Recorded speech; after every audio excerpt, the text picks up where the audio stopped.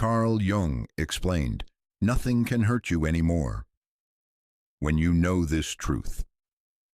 There exists a place beyond the reach of ordinary understanding, where the soul encounters its most profound teacher, not in the halls of wisdom or the sanctuaries of peace, but in the crucible of its deepest anguish. Here, where tears become prayers and wounds transform into gateways, we discover what Carl Jung called the great secret, that consciousness itself is indestructible, and within this recognition lies our path to absolute invulnerability. You who have walked through valleys where shadows seemed permanent, who have felt the weight of existence press upon your chest until breathing became a conscious act of rebellion against despair. You know this territory. You have mapped its contours with your tears, measured its depths with your sleepless nights. But what if I told you that every moment of suffering has been preparing you for the most magnificent discovery of your existence? What if the very pain that seemed to threaten your survival has been carving out space within you for something indestructible to emerge? Jung found himself in such a place during his confrontation with the unconscious, that dark night of the soul that lasted nearly 4 years. In his Red Book, he chronicled this descent into madness and meaning, where the structures of his rational mind collapsed like ancient buildings in an earthquake. Yet it was precisely in this collapse that he discovered what cannot be collapsed, what remains when everything else falls away. He called it the self, not the small self of ego and personality, but the eternal witness that observes all experiences without being diminished by any of them. This is where we must begin our journey together, in the recognition that you are not your suffering. You are the one who experiences suffering. You are not your fear. You are the awareness in which fear appears and disappears.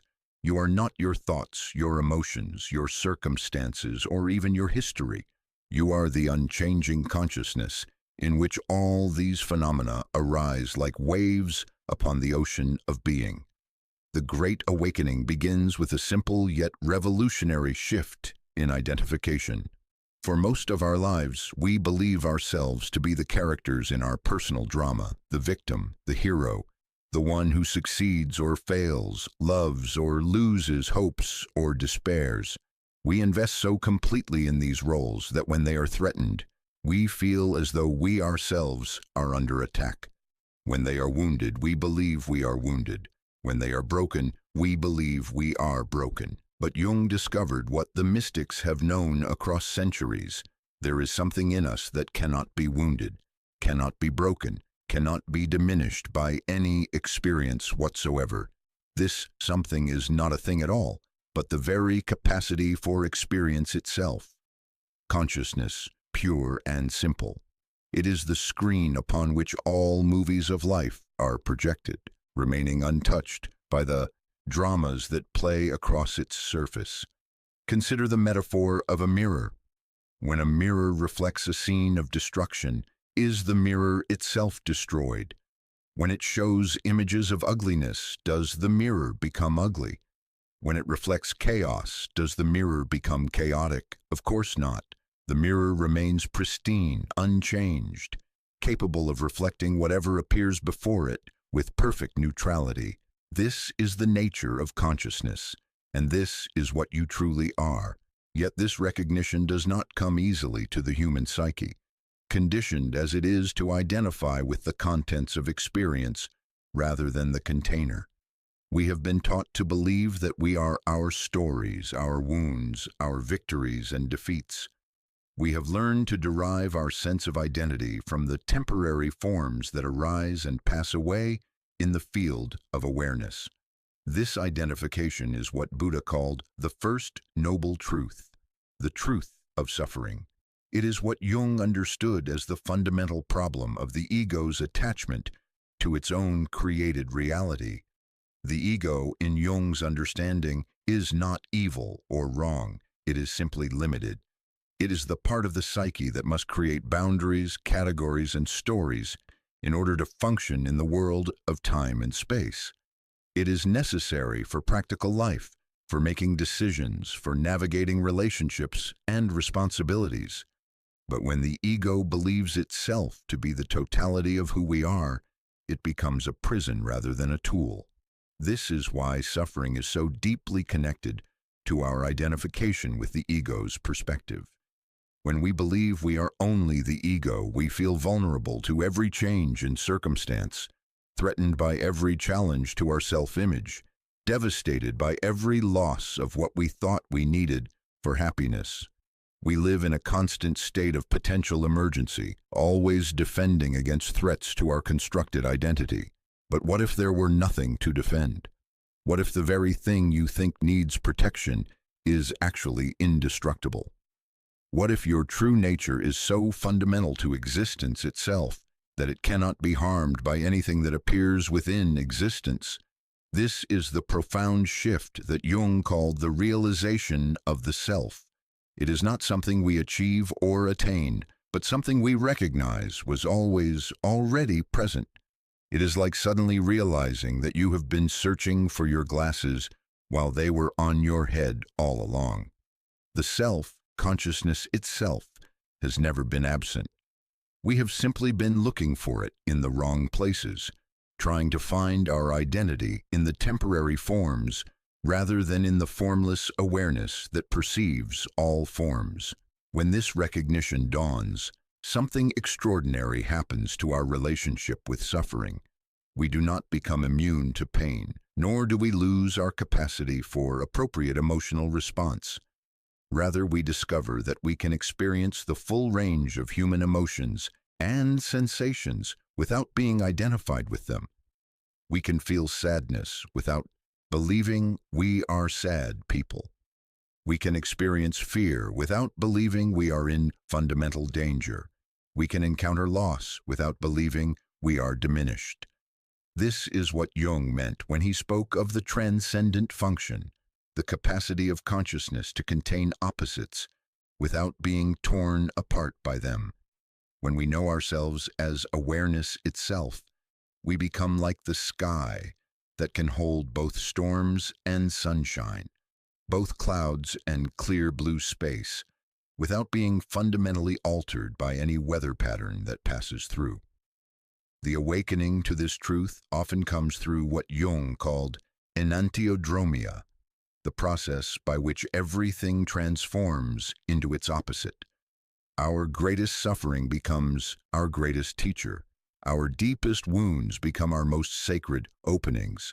Our most humbling defeats become our most liberating victories. This is not poetic metaphor, but psychological fact.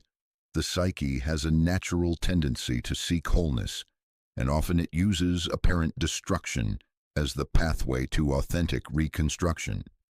Think of the caterpillar in its chrysalis. From the outside, it appears that the caterpillar is dying, dissolving into undifferentiated mush. But what is actually happening is far more miraculous. The caterpillar is being reorganized at the cellular level, its very substance being transformed into something capable of flight. The dissolution is not destruction, but metamorphosis, not death, but rebirth into a higher order of being. This is what happens when we allow ourselves to fully experience our suffering without resistance, without the desperate attempt to escape or fix or change what is arising in the moment. In this complete acceptance, not passive resignation, but active embrace of what is, we discover that consciousness itself is not threatened by any experience. We find that we can meet whatever arises with an unshakable presence that transforms everything it touches. The great secret that Jung discovered, and that countless awakened beings throughout history have rediscovered, is that invulnerability is not about becoming hard or defended. True invulnerability comes from realizing that there is nothing to defend. When we know ourselves as the indestructible awareness that witnesses all experience, we become immune not to experience itself, but to the suffering that comes from misidentifying with temporary experiences. This is why Jung insisted that the goal of psychological development is not to eliminate the shadow, not to transcend all problems, not to achieve a state of perpetual happiness. The goal is individuation, becoming who we truly are, which includes embracing the full spectrum of human experience from a place of unshakable centeredness in our essential nature. From this centered place, we can engage fully with life without being at the mercy of life's inevitable changes. We can love deeply without being destroyed by loss. We can pursue meaningful goals without being devastated by failure. We can feel anger without being consumed by rage, experience sadness without drowning in depression, encounter fear without being paralyzed by terror. This transformation does not happen overnight, nor does it happen through mere intellectual understanding. It requires what Jung called the opus contra naturam, work against nature, meaning against the natural tendency of the ego to identify with its experiences. It requires the courage to question our most basic assumptions about who we are, the willingness to let go of identities that have served us in the past but now limit our growth, and the patience to allow this recognition to mature slowly in the depths of our being. The process often feels like death before it feels like birth. This is because something does indeed die in the awakening to our true nature, the false self, the constructed identity, the ego's belief in its own ultimate reality. But what dies was never truly alive to begin with. It was always a case of mistaken identity, a dream from which we are finally willing to wake. As this awakening deepens, we begin to recognize the same indestructible consciousness in others, even when they themselves do not recognize it. We see beyond their personas and defenses to the eternal awareness that is their true nature. This recognition naturally generates compassion, not as a moral imperative, but as a spontaneous response to seeing clearly. When we know ourselves as consciousness, we cannot help but recognize consciousness wherever it appears to be hiding behind the masks of personality and circumstance. This is the beginning of what Jung called the religious attitude, not necessarily belief in any particular doctrine or deity, but a profound reverence for the mystery of consciousness itself. We begin to sense that we are not isolated individuals struggling alone in a hostile universe, but expressions of one infinite awareness, exploring itself through countless forms and experiences. From this perspective, even our suffering reveals itself as sacred, not because suffering is inherently good, but because consciousness can transform any experience into wisdom, any pain into compassion, any darkness into illumination. The alchemical fire of awareness turns the lead of our most difficult experiences into the gold of deepened understanding and expanded capacity for love. This is why Jung could write, even in his darkest hours, "The privilege of a lifetime is to become who you truly are." He understood that every experience, no matter how challenging, is an opportunity for this becoming, this gradual recognition of our indestructible nature. Every moment of suffering contains within it the seed of liberation, not from experience itself, but from the illusion of separation that makes us believe we are at the mercy of our experiences. As we begin to live from this recognition, life becomes not easier necessarily, but infinitely more meaningful. We discover that we have within us the capacity to meet whatever arises with presence, wisdom, and an unshakable peace that does not depend on external circumstances aligning with our preferences. We find that we can be agents of healing and transformation in the world, not from a place of trying to fix what is broken, but from an overflow of the wholeness we have recognized within ourselves. The Great Awakening, then, is not about achieving some special state or acquiring some new ability.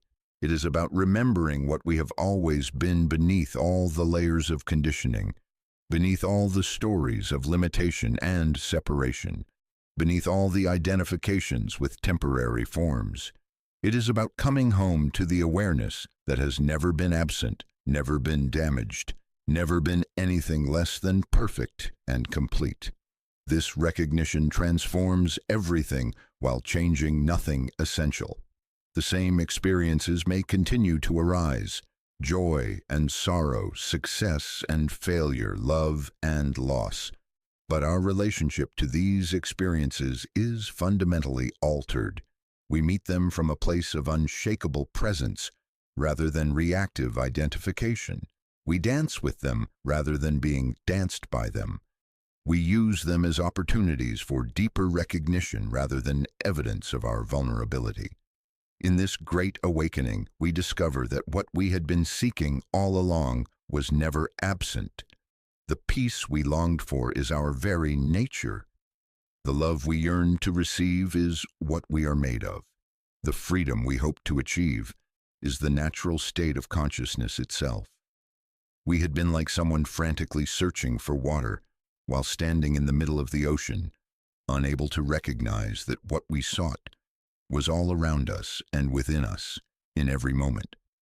Jung's great gift to humanity was this map back to our essential nature, this clear articulation of the journey from identification with the ego to recognition of the self. He showed us that the very experiences that seem to threaten our well-being are actually the pathway to discovering what cannot be threatened.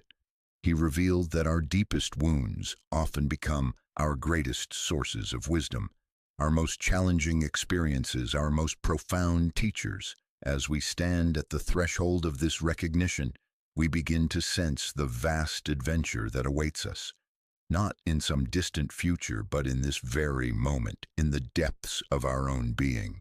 We sense that beyond the veil of our familiar suffering lies a realm of unimaginable freedom, creativity, and love.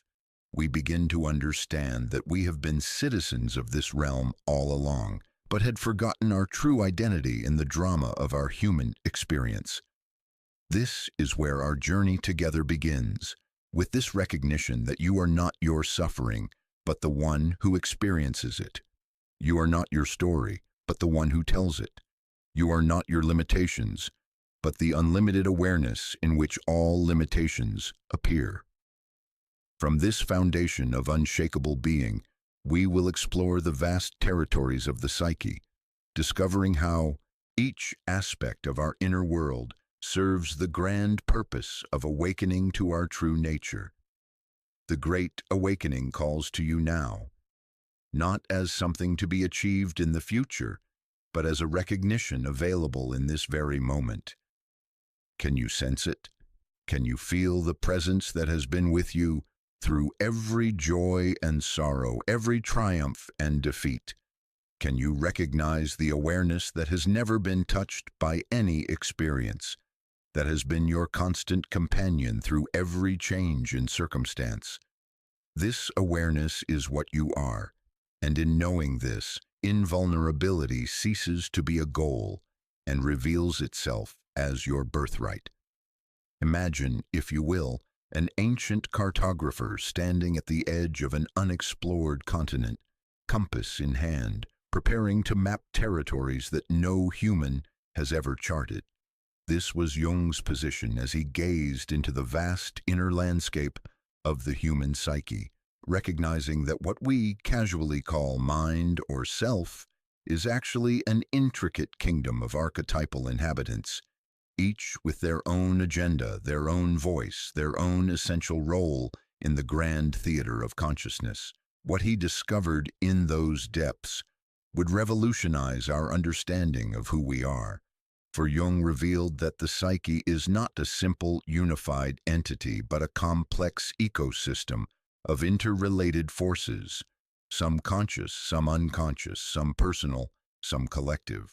Like a master architect examining the blueprint of a cathedral, he mapped the structural elements that support the magnificent edifice of human consciousness, showing us that understanding this inner architecture is the key to transcending psychological suffering. You see, Most of us live our entire lives believing we are simply one person, one continuous identity moving through time. We wake up each morning assuming we are the same self that went to sleep the night before. But Jung's exploration revealed something far more mysterious and wonderful. What we call self is actually a small island of conscious awareness, floating in a vast ocean of unconscious depths, surrounded by currents and tides of which we remain largely unaware. This small island is what Jung termed the ego, not in the popular sense of arrogance or self-importance, but as the center of conscious identity, the part of us that says I and believes in its own continuity through time. The ego is the narrator of our personal story, the one who remembers yesterday and plans for tomorrow, who makes decisions and takes credit for successes, who worries about failures and dreams of future triumphs. The ego is not our enemy, despite what some spiritual traditions might suggest. It is absolutely necessary for functioning in the world of time and space, for maintaining relationships, for pursuing goals, for learning and growing through experience.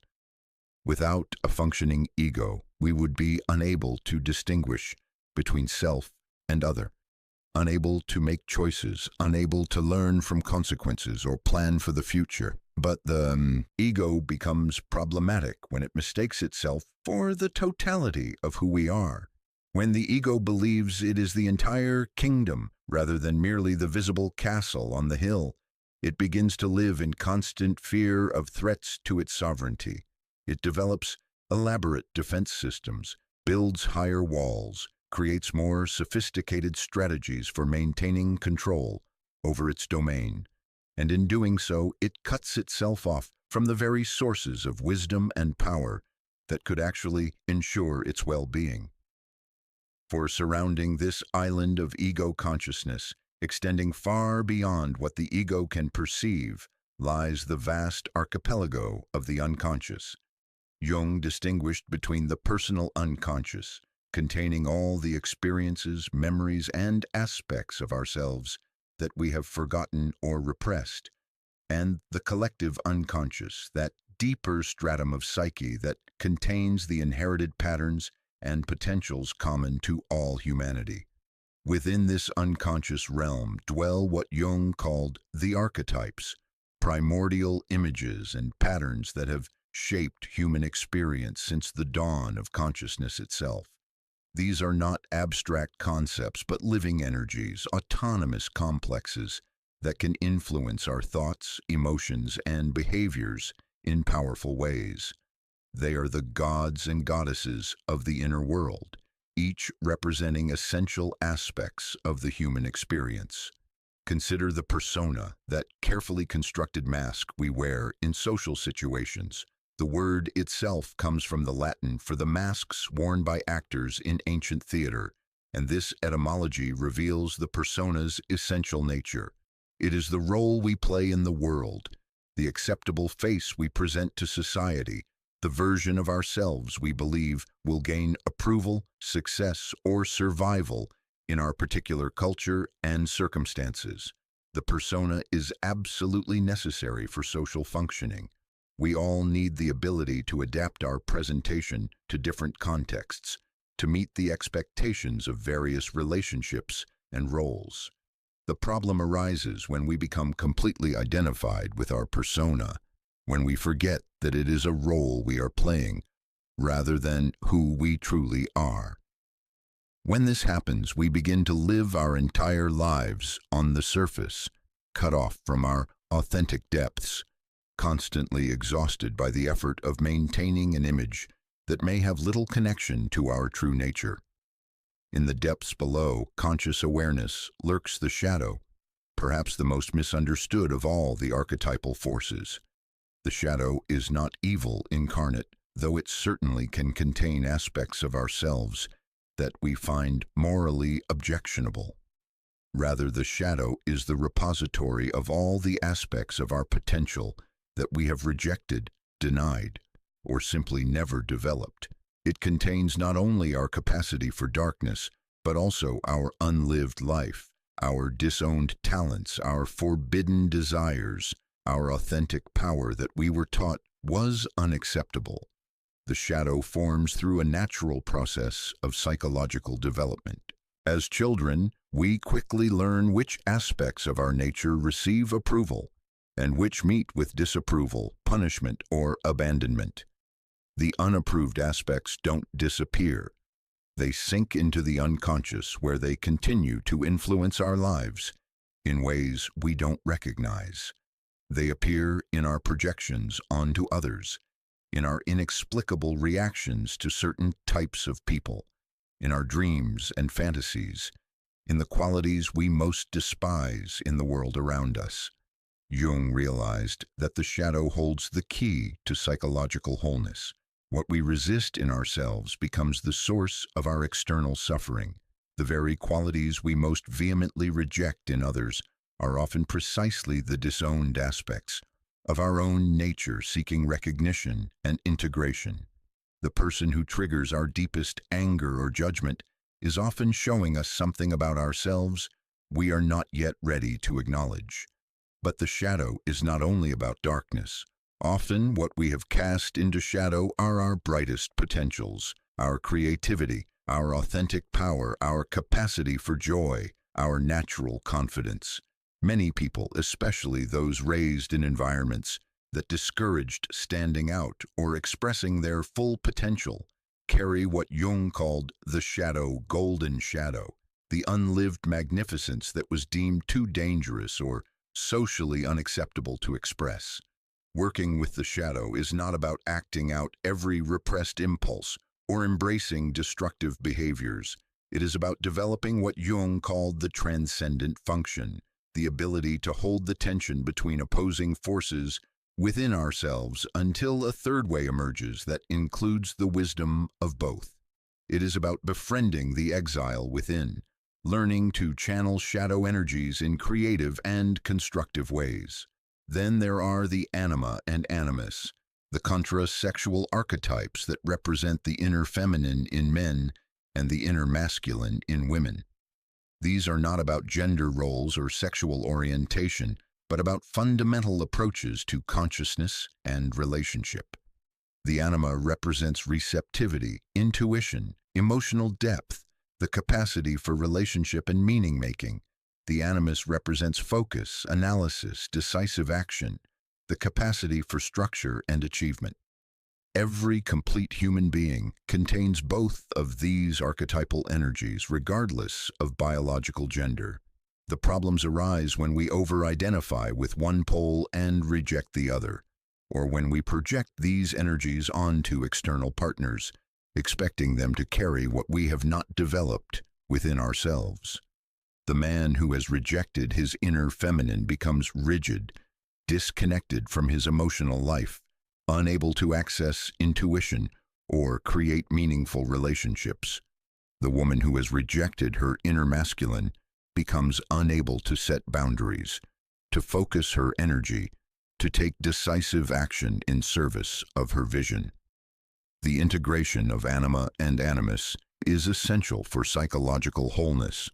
When we reclaim these inner partners, we become complete unto ourselves, capable of both receptive wisdom and focused action, both emotional depth and clear thinking.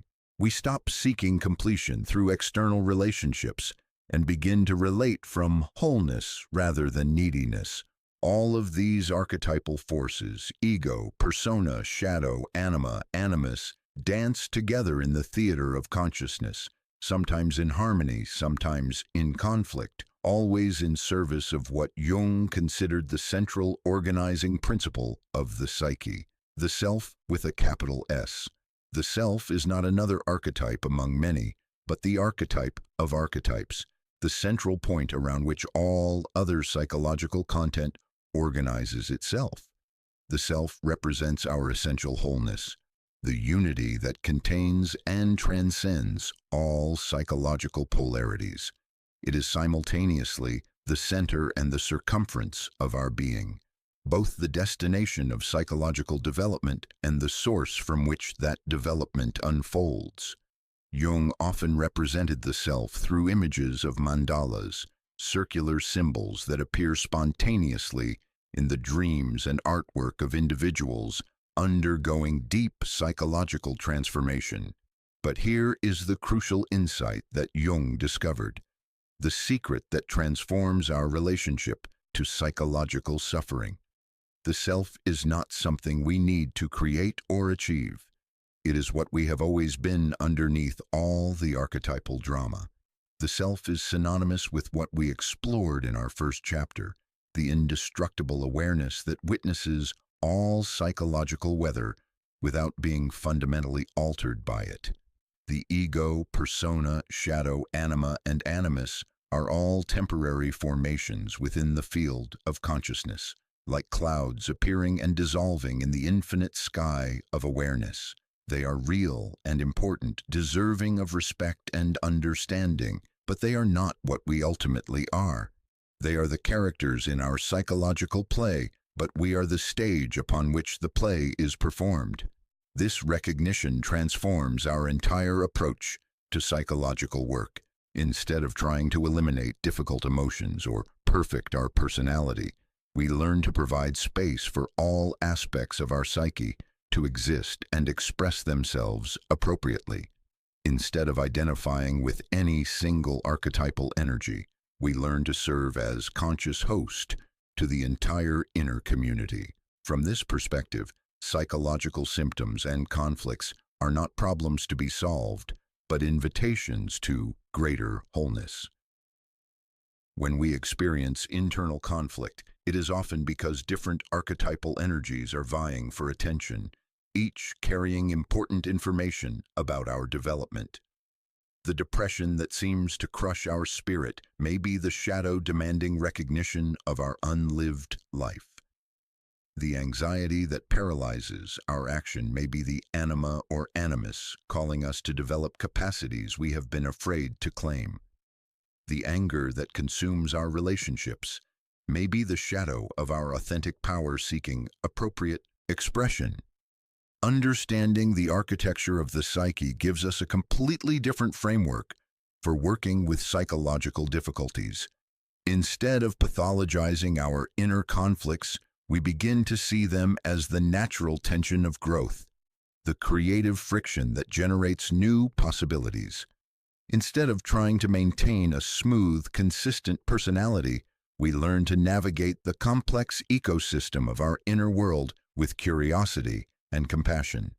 This shift in perspective is liberating beyond measure.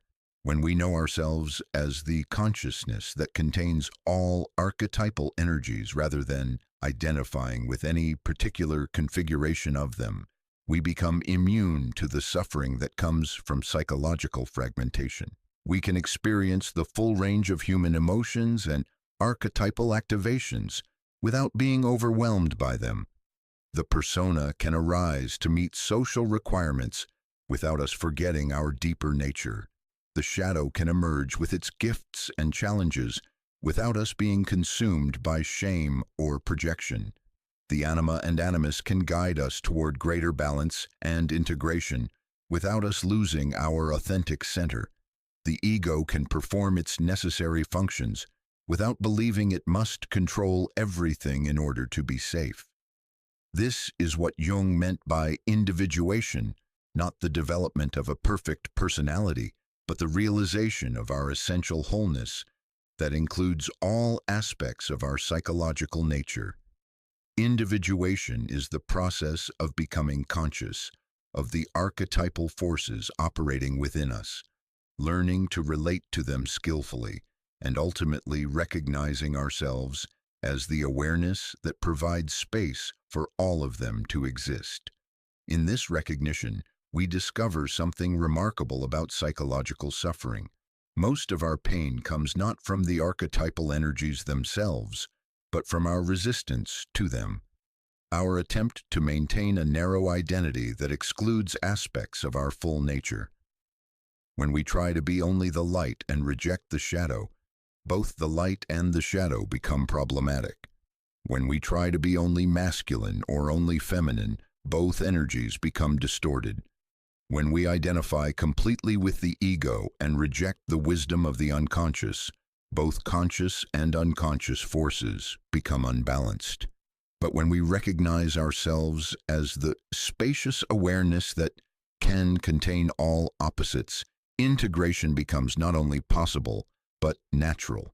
We discover that consciousness itself has an innate tendency toward wholeness, that the psyche naturally moves toward balance when we stop interfering with its organic wisdom. This is why Jung emphasized that the goal of psychological development is not to transcend the human condition, but to embrace it fully from a place of expanded awareness. We don't seek to eliminate the archetypal energies, but to develop a conscious relationship with them.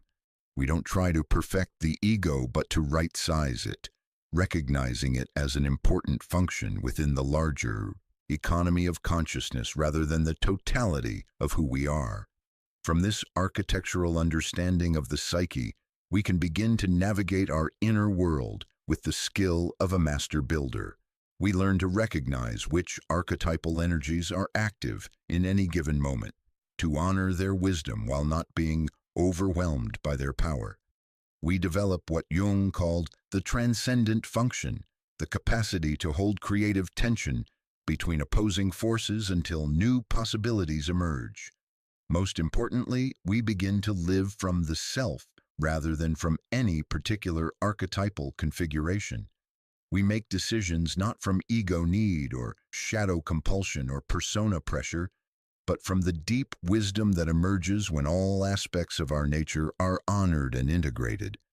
We respond to life's challenges not from fragmented reactivity, but from integrated wholeness. This shift in identity, from the various archetypal contents to the consciousness that contains them all, is the foundation of true invulnerability when we know ourselves as the awareness that can witness and integrate all psychological weather. We become immune to the suffering that comes from psychological identification and fragmentation. The architecture of the psyche, then, is not merely an abstract map, but a practical guide for living with unprecedented freedom and wholeness. It shows us how to navigate the complex terrain of human consciousness without being overwhelmed by its complexity. It reveals that what we thought were problems to be solved are actually aspects of our nature to be embraced and integrated. In understanding this inner architecture, we prepare ourselves for the deeper work of integration that lies ahead. For now that we have mapped the territory, we can begin the sacred work of befriending each archetypal inhabitant of our inner kingdom, starting with perhaps the most challenging and potentially transformative of all, the shadow that awaits our courageous embrace in the hidden chambers of consciousness. In the deepest vaults of the soul, where light has never penetrated and where we have buried our most feared aspects, dwells a figure that holds the keys to our ultimate liberation. This is our shadow, not merely the darkness we have rejected, but the very energy that has been severed from our conscious identity and exiled to the underworld of the psyche. Jung discovered what alchemists and mystics have known throughout the ages, that this dark twin, this forbidden other, is not our enemy but our greatest teacher, the guardian of treasures we never knew we possessed. You have felt its presence in those moments when you surprise yourself with an unexpected reaction, when words emerge from your mouth that seem to come from someone else, when you find yourself inexplicably drawn to or repelled by certain people or situations. You have glimpsed it in your dreams, where you encounter strangers who somehow feel familiar, figures who embody qualities you consciously disavow but secretly recognize as your own. The shadow is the part of you that you have spent your entire life running from, not realizing that in running, you have been running from the very source of your unlived power. This is perhaps the most radical and transformative insight in all of Jung's psychology, that what we resist in ourselves becomes the source of our external suffering, and what we integrate becomes the foundation of our authentic strength. The shadow is not simply our dark side, as popular psychology often suggests. It is the repository of all the vital energy, creativity, passion, and power that we have been forced to disown in order to maintain our socially acceptable persona. The formation of the shadow begins in the earliest moments of our lives, when we learn which aspects of our nature receive love and approval, and which meet with rejection or punishment.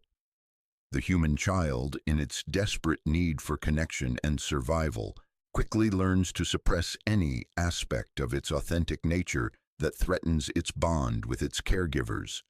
What begins as a survival strategy becomes a lifelong pattern of self-betrayal as we continue to exile parts of ourselves long after the original threat has passed. But the shadow is far more complex than simple repression. It contains not only what we have consciously rejected, but also what we have never had the opportunity to develop. The introvert carries an extroverted shadow. The intellectual carries an instinctual shadow. The people-pleaser carries an authentically powerful shadow. The rebel carries a shadow that yearns for belonging and structure. The shadow is our unlived life, our road not taken, our dormant potential waiting to be awakened. This is why shadow work is not about becoming a darker or more destructive person. It is about reclaiming the vital energy that has been locked away in the unconscious, integrating disowned aspects of our nature in ways that serve rather than sabotage our authentic expression. When we courageously turn to face our shadow, we often discover that what we feared was our capacity for evil is actually our capacity for authentic power, fierce love, creative expression, or passionate engagement with life. Consider the person who has built their identity around being nice, who prides themselves on never causing conflict or making waves. Their shadow likely contains their capacity for healthy anger, their ability to set boundaries, their willingness to fight for what they believe in. This shadow anger is not pathological. It is the natural response to injustice and boundary violations. When it remains unconscious, it may leak out in passive-aggressive behavior, depression, or inexplicable resentment toward others.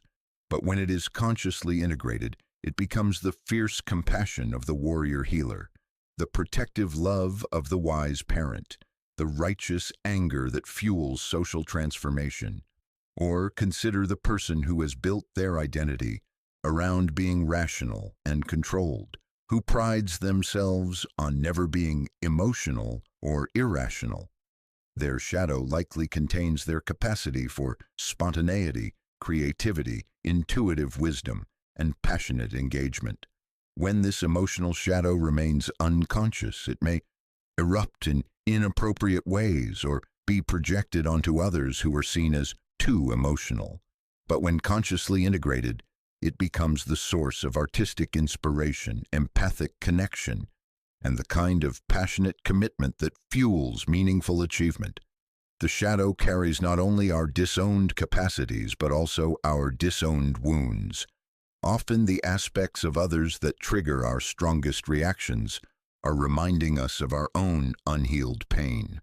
The person who cannot tolerate weakness in others may be carrying a shadow wound around their own vulnerability.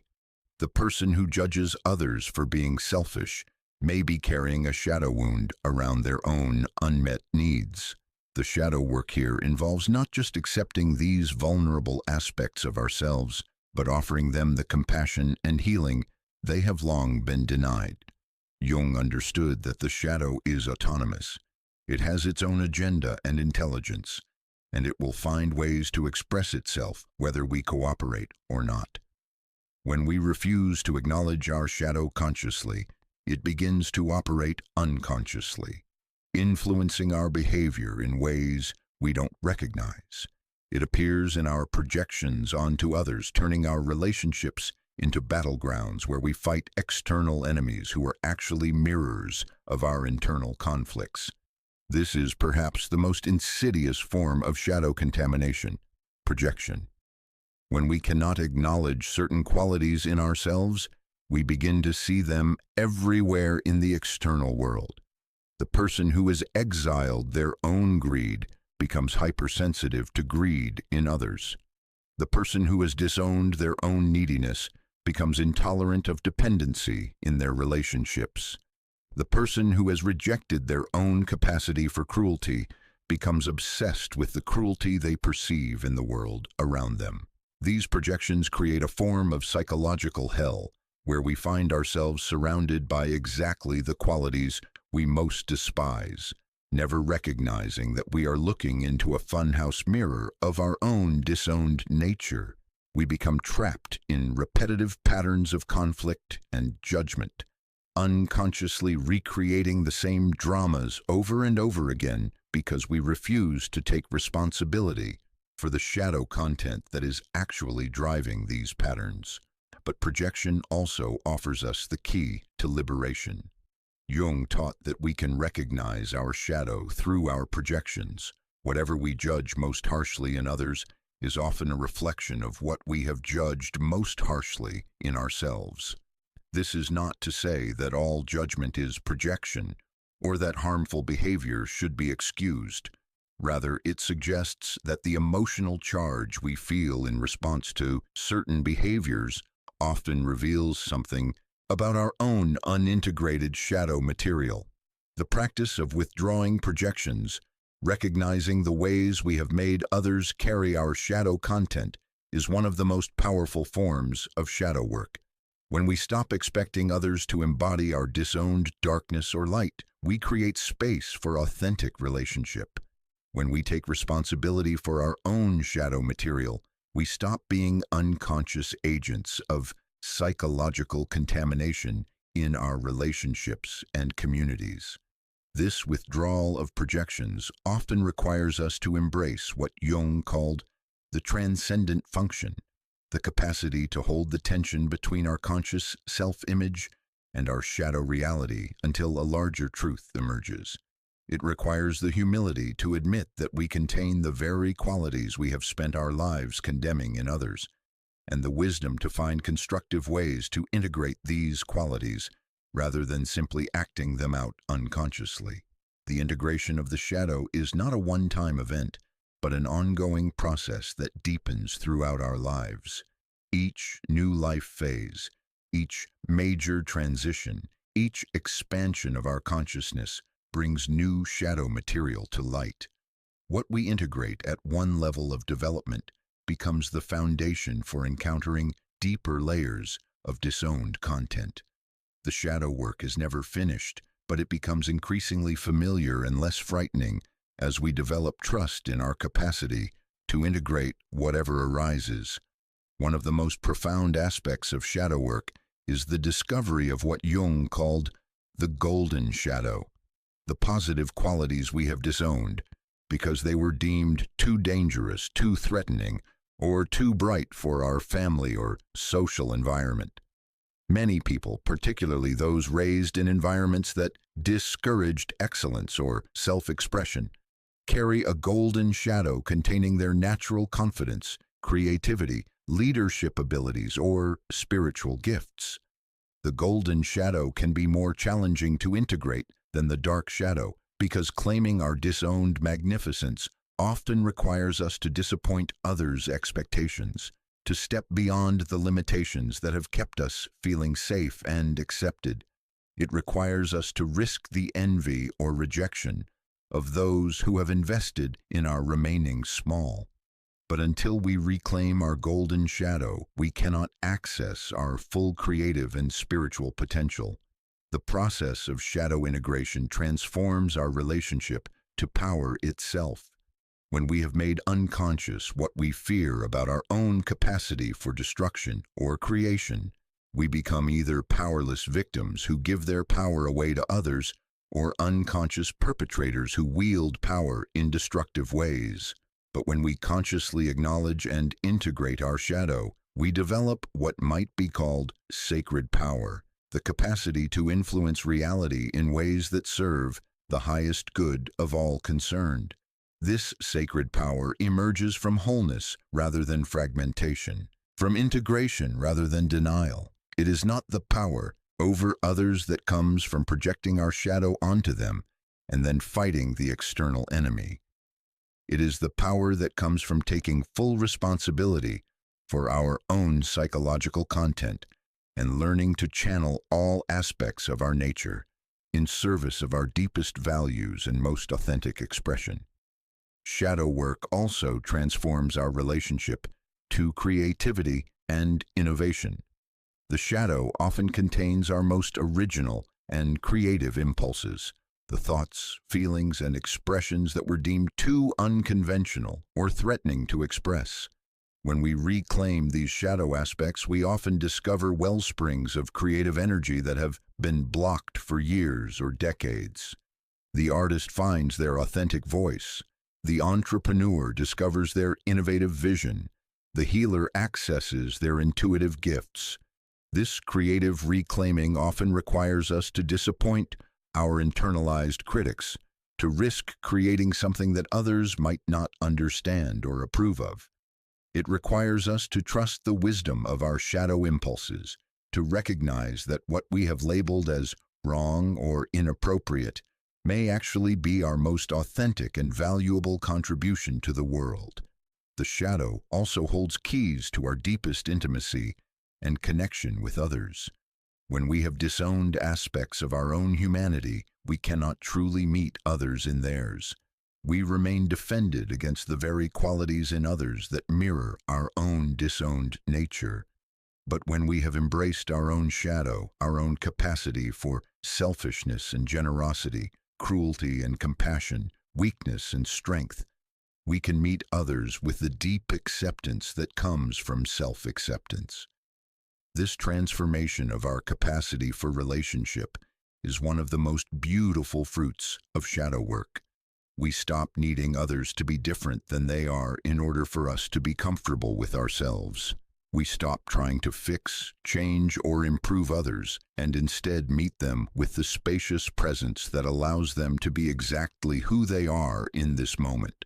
This acceptance does not mean condoning harmful behavior, but it means responding to difficulty from a place of integrated wholeness rather than reactive fragmentation. Perhaps most importantly, shadow work reveals the profound truth that there is no aspect of human nature that cannot be transformed through conscious integration. The very qualities that seem most destructive often contain, in their essence, vital energies that can be channeled toward creative and healing purposes. Anger becomes fierce compassion. Greed becomes passionate engagement. Pride becomes healthy self-respect. Even what seems most pathological often reveals itself, when consciously engaged, as life energy that has been distorted by unconsciousness, but can be reclaimed through awareness and integration. This is the ultimate gift of the shadow, the recognition that consciousness itself is alchemical.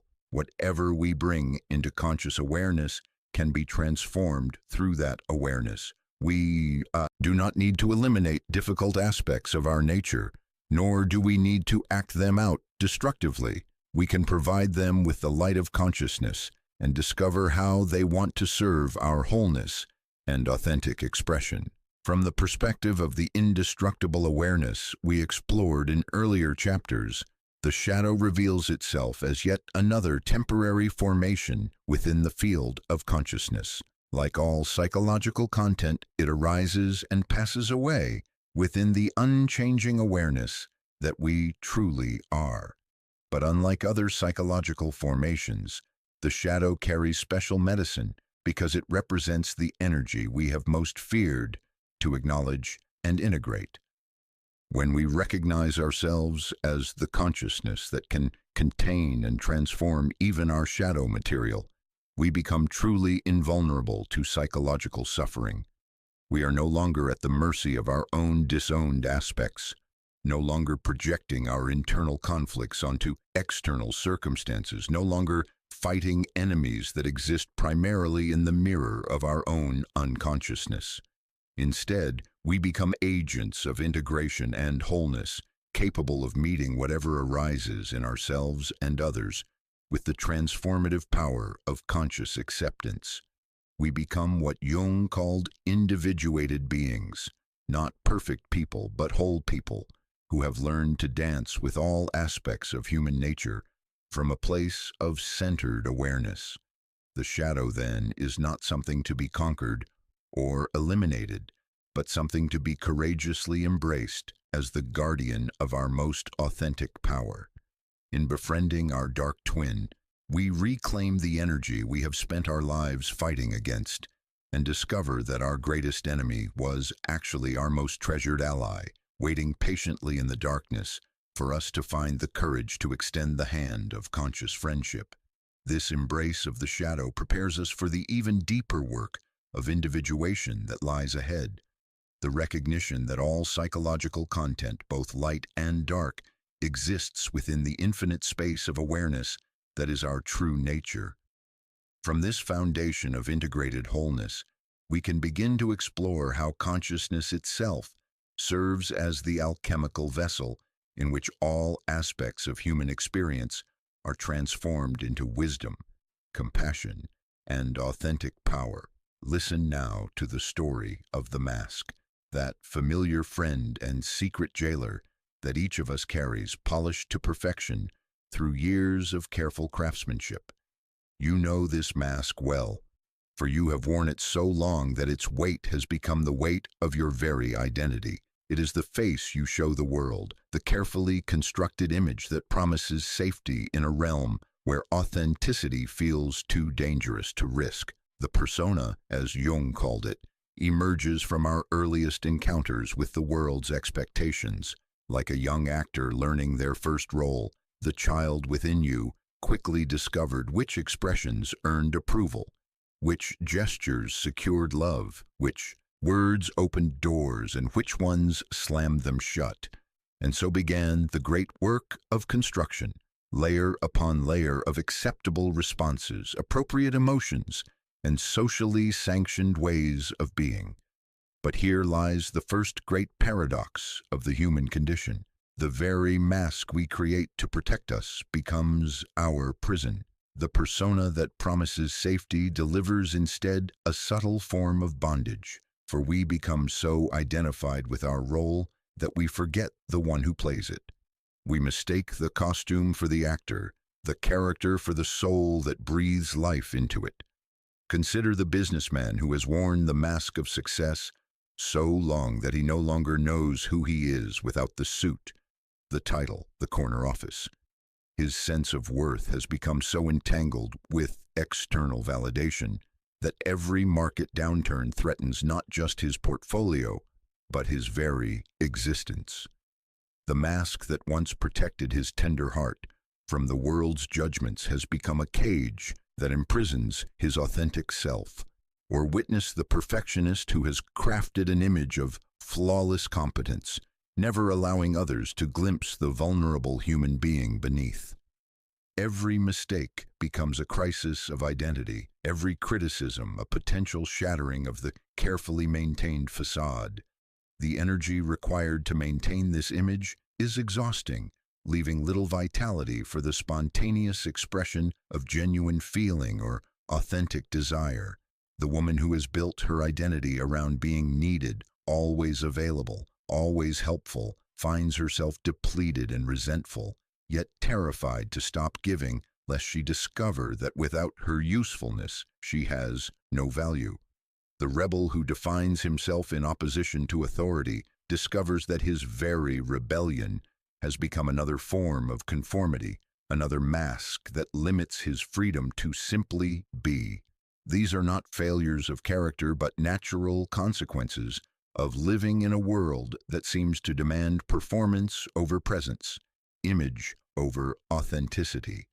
The tragedy is not that we create personas, this is a necessary part of psychological development, but that we become so identified with them that we forget they are constructions, tools to be used rather than truths to be defended.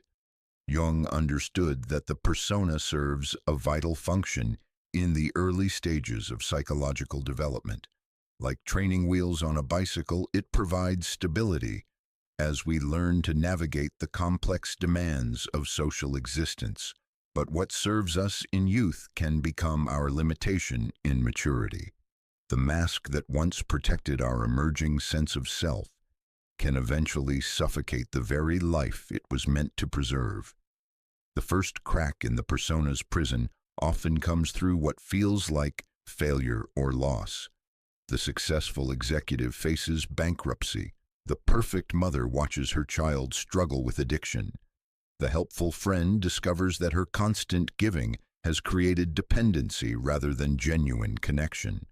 These moments of breakdown are actually invitations to break through, opportunities to discover what remains when the mask falls away. But the ego resists this dissolution with every fiber of its being. It has invested so much energy in maintaining the persona that any threat to its integrity feels like a threat to existence itself. The ego whispers urgently, "Without this image, who will love you? Without this role, what value do you have? Without this mask, how will you survive in a world that demands performance?" These whispers reveal the ego's fundamental misunderstanding of its own nature. The ego believes it is the mask, that persona and true self are identical. It cannot conceive of existence without the protective shell it has so carefully constructed. This is why the dissolution of persona often feels like a kind of death, because from the ego's perspective, it is exactly that. Yet this death is precisely what opens the door to rebirth. When we have the courage to remove the mask, even briefly, we discover something remarkable. We do not disappear. Beneath the carefully crafted image lies something far more substantial than we ever dared imagine, an essential self that needs no external validation because it draws its life from an inexhaustible inner source. This essential self is not another persona, not another role to be played or image to be maintained. It is the consciousness that observes all roles, the awareness that witnesses all masks without being limited by any of them. It is what remains when everything that can be taken away has been stripped clean, and it is invulnerable precisely because it cannot be touched by external circumstances. The journey from persona to authentic self is not a single dramatic revelation, but a gradual process of differentiation. It requires learning to distinguish between who we are and what we do, between our essential nature and our social functions. This differentiation begins with the simple recognition that we are not our roles, not our achievements, not our relationships, not even our thoughts and feelings. Watch a skilled actor switching between characters, and you glimpse this differentiation in action. The actor knows they are not Hamlet or Lady Macbeth, even as they embody these roles completely. They can inhabit the character fully without losing themselves in the performance. This is the freedom that comes from conscious relationship with persona, the ability to use the mask without being used by it. But how do we begin this process of liberation? How do we loosen the chains of identification that have bound us for so long? The path begins with the cultivation of witness consciousness, the practice of observing our own performances with compassionate detachment. Instead of being completely absorbed in the role, we learn to maintain dual awareness, participating fully while simultaneously recognizing the theatrical nature of our participation. This witness consciousness allows us to see how we automatically slip into different personas depending on our circumstances. Notice how you become different versions of yourself with your family, your colleagues, your friends. None of these versions is false, but neither is any single one the complete truth of who you are. You are the consciousness that can inhabit all these roles while being limited by none of them. The practice of witnessing reveals something profound. The personas we've created are not arbitrary constructions, but expressions of genuine aspects of our nature. The businessman's drive for achievement reflects a legitimate desire for creativity and impact. The helper's urge to serve others springs from authentic compassion. The perfectionist's attention to detail emerges from a genuine appreciation for excellence. The problem is not the qualities themselves, but our identification with them. When we believe we are only the achiever, only the helper, only the perfectionist, we cut ourselves off from the full spectrum of our humanity. We become like musicians who know only one song, no matter how beautifully they play it. True freedom comes not from destroying the persona, but from expanding our repertoire, recognizing that we are the entire orchestra, not just the first violin. We can play the achiever when achievement is called for, the helper when service is needed, the perfectionist when precision is required.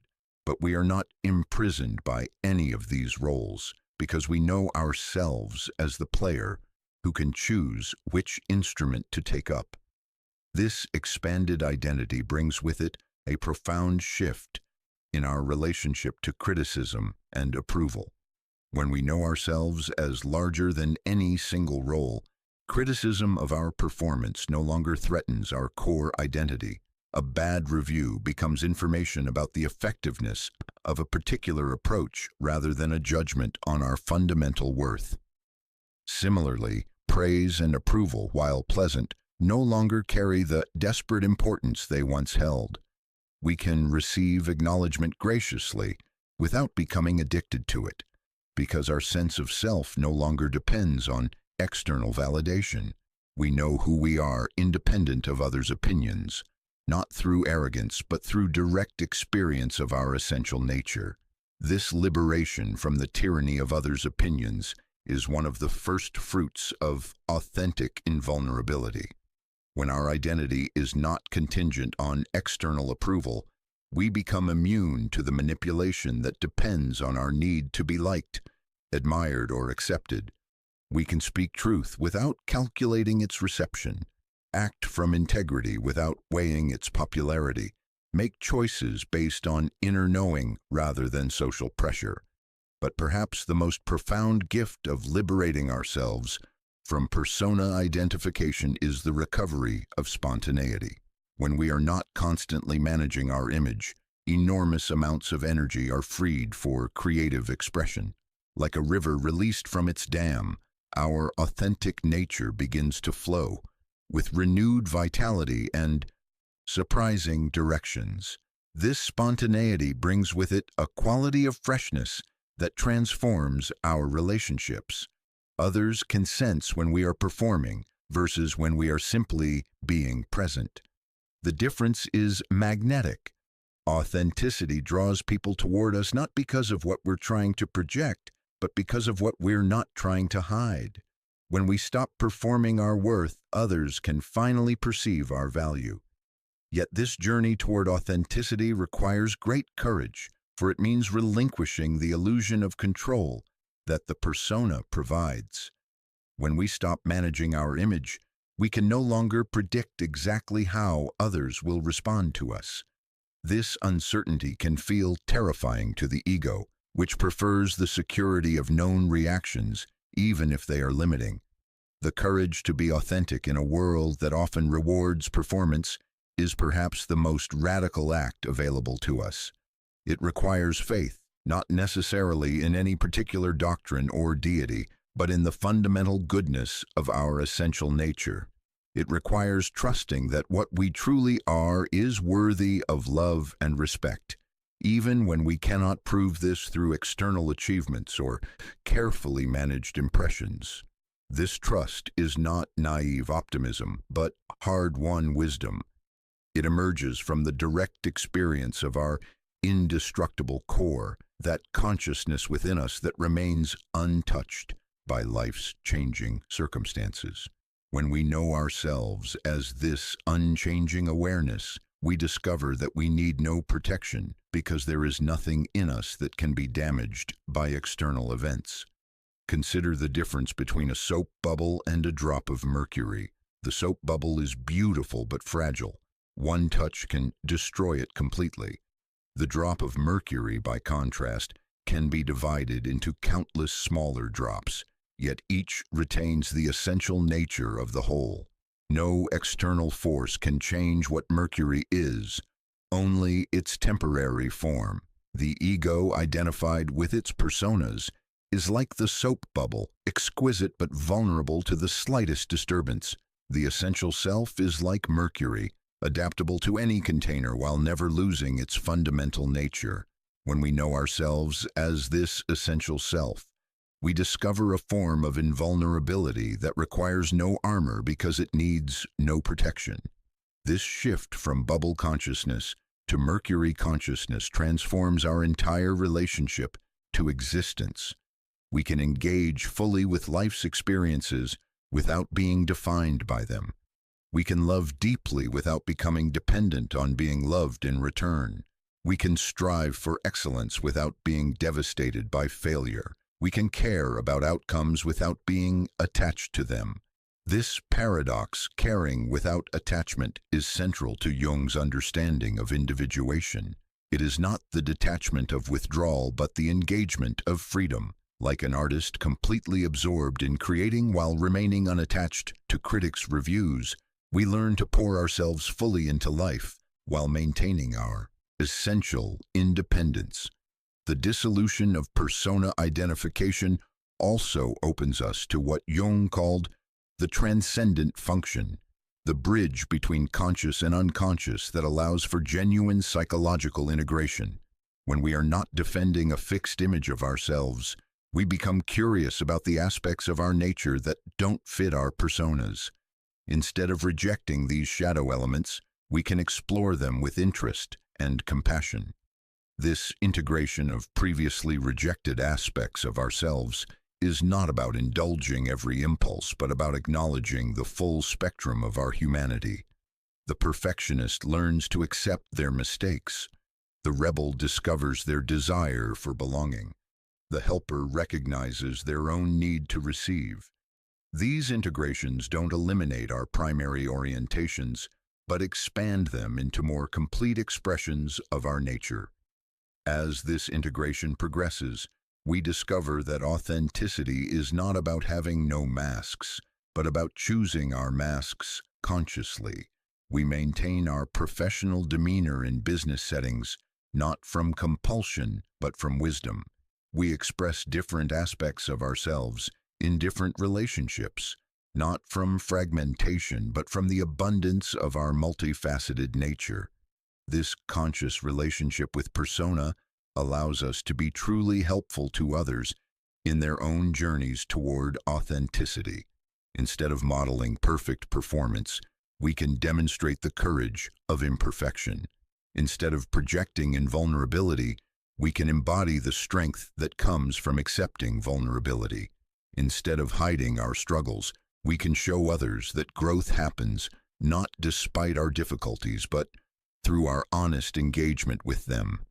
The liberation from persona identification ultimately reveals itself as a gift not only to ourselves, but to the entire human family.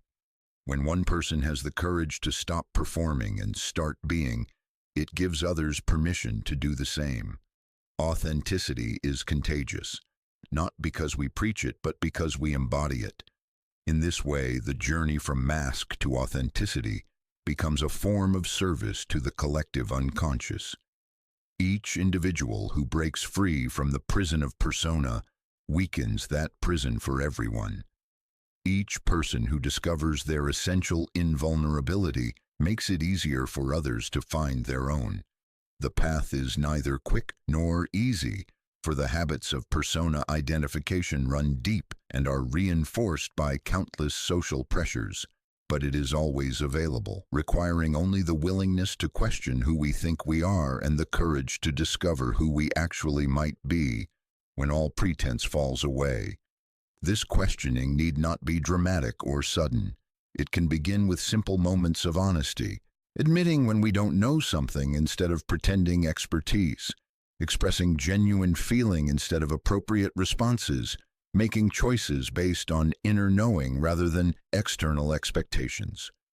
These small acts of authenticity are like drops of water that eventually wear away the hardest stone.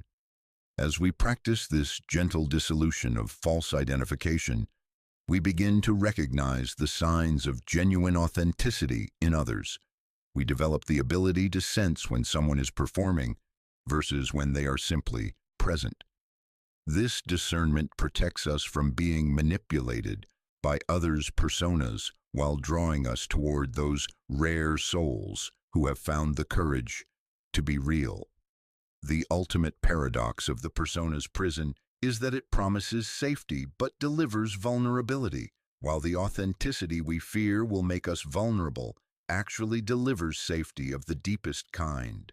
When we know who we are independent of external validation, we become immune to the forms of psychological manipulation that depend on our insecurity and need for approval. This is the invulnerability that Jung pointed toward, not the brittle armor of the defended ego, but the fluid strength of consciousness that knows itself as larger than any role it plays. It is the security that comes not from controlling others' responses, but from being unshakable in our own center. It is the peace that emerges not from having no challenges, but from knowing that no challenge can touch what we essentially are. And so the journey continues, this gradual awakening from the dream of being only what we appear to be. Each moment offers a fresh opportunity to choose authenticity over performance, presence over persona, being over seeming. The prison door was never locked from the outside. It opens the moment we stop believing we need its protection and step into the vast freedom of our essential nature. Deep within the architecture of your psyche, an ancient dance unfolds, a timeless choreography between the masculine and feminine principles that Jung recognized as the anima and animus. This is not merely about gender as society constructs it, but about the fundamental polarities of consciousness itself. The receptive and the assertive, the intuitive and the rational, the feeling and the thinking, the lunar and the solar aspects of your complete being. Listen closely, and you may hear their whispered conversation echoing through the chambers of your inner world. She speaks in the language of dreams and symbols, in the poetry of emotion and the wisdom of the heart. He responds in the clarity of focused intention, in the strength of decisive action, and the architecture of logical thought.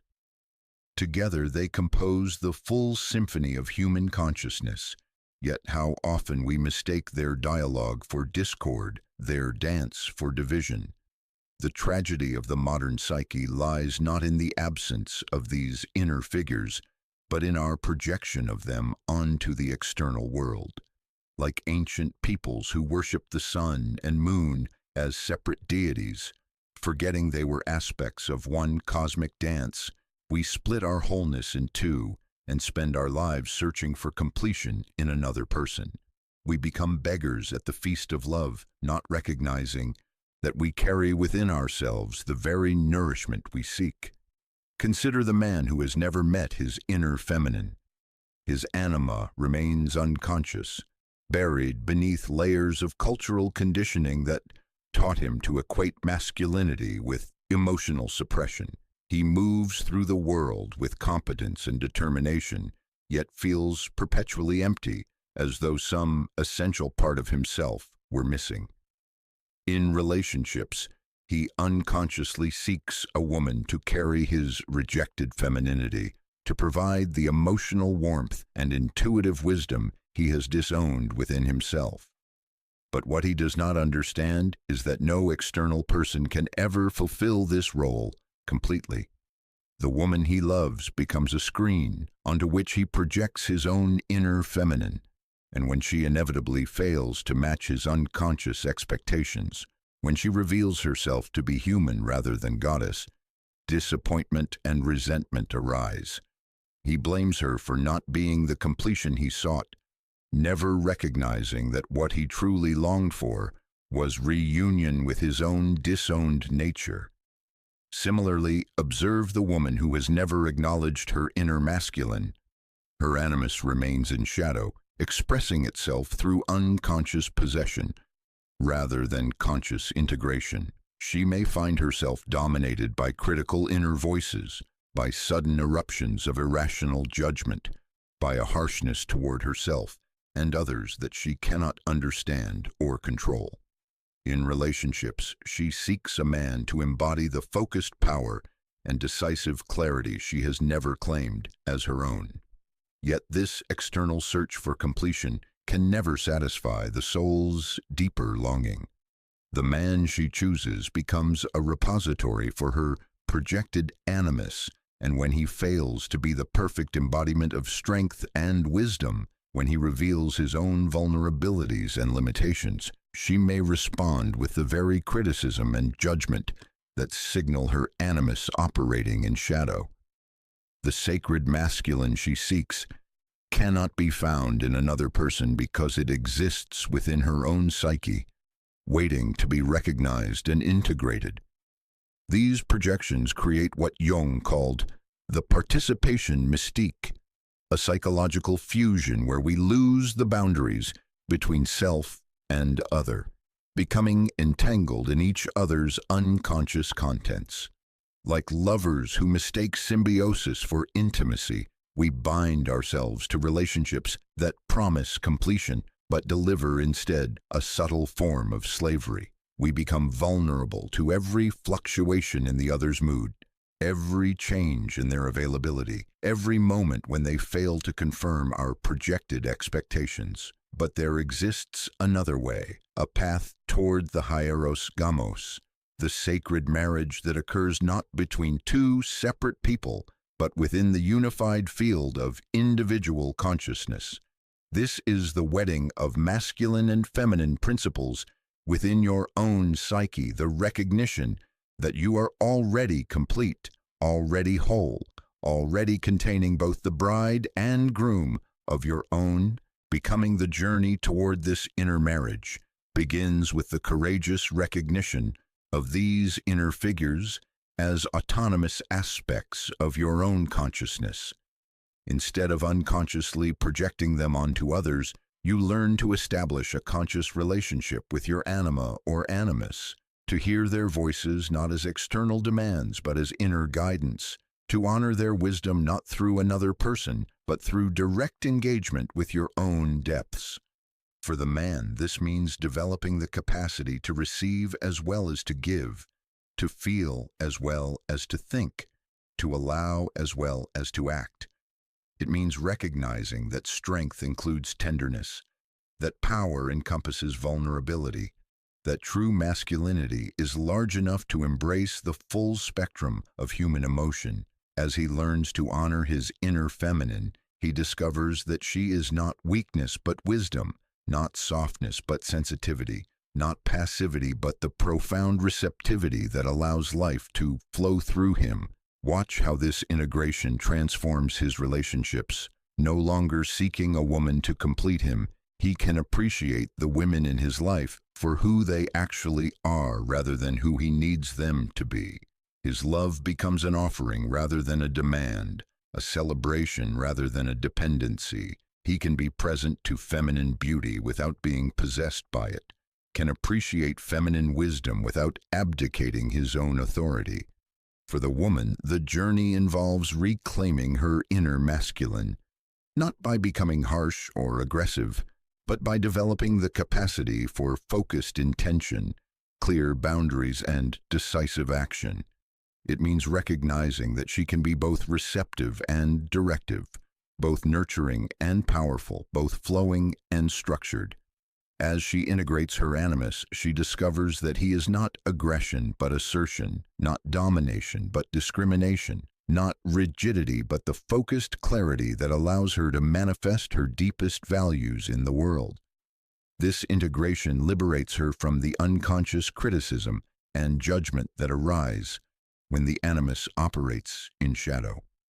Instead of being possessed by inner voices that tear down her confidence, she learns to access the discriminating wisdom that helps her distinguish between what serves her growth and what diminishes her vitality.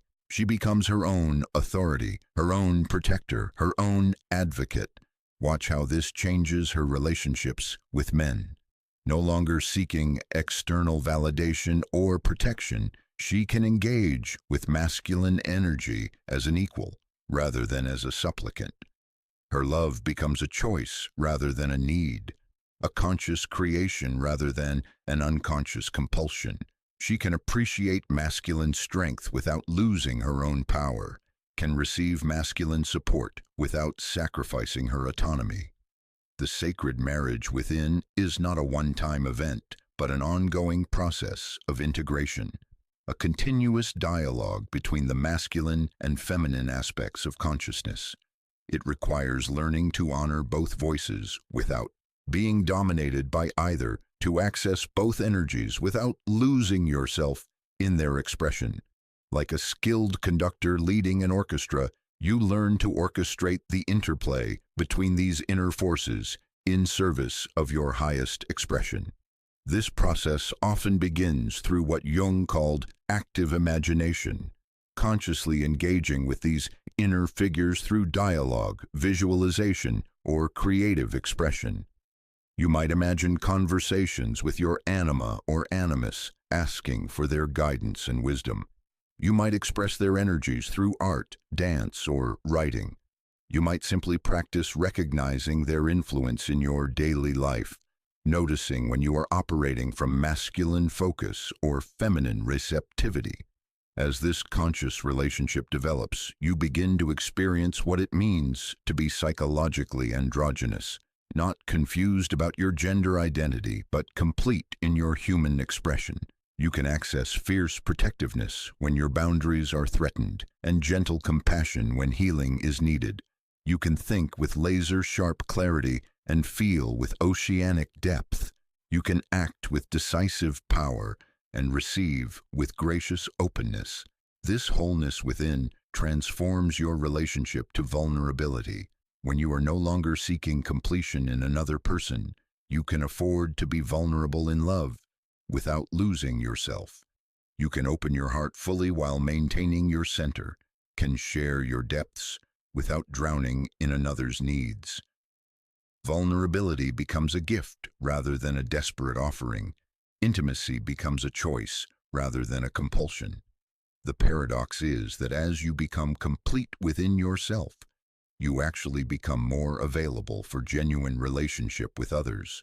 When you are not using relationships to fill an inner void, you can engage with others from abundance rather than scarcity. Your love becomes pure gift, untainted by hidden agendas or unconscious projections. This shift from dependency to interdependence marks the difference between immature and mature love. Immature love says, "I love you because I need you." Mature love says, "I need you because I love you," not from emptiness, but from the overflow of an already full heart. This mature love is invulnerable, not because it doesn't care deeply, but because it doesn't need the other person to be anything other than who they are. The sacred marriage within also awakens what Jung called the transcendent function, the capacity to hold opposites in creative tension without collapsing into either extreme. You learn to be both strong and gentle, both independent and connected, both grounded and flowing. This psychological flexibility makes you unshakable because you cannot be trapped in any single mode of being. Consider how this inner wholeness affects your response to relationship challenges. When someone you love is unavailable, you do not collapse into abandonment because you remain present to yourself. When someone criticizes you, you do not defend desperately because your worth is not dependent on their approval. When someone leaves, you do not fragment because you were never incomplete to begin with. This does not mean you become cold or detached. Rather, you become like a mountain, capable of holding both the storm and the sunshine without being fundamentally altered by either. You can feel deeply without being destabilized, can love fully without losing yourself, can grieve completely without being destroyed. The integration of anima and animus also awakens a profound creativity, for it is in the marriage of masculine and feminine principles that all creation is born. The masculine provides the focused intention, the seed of possibility.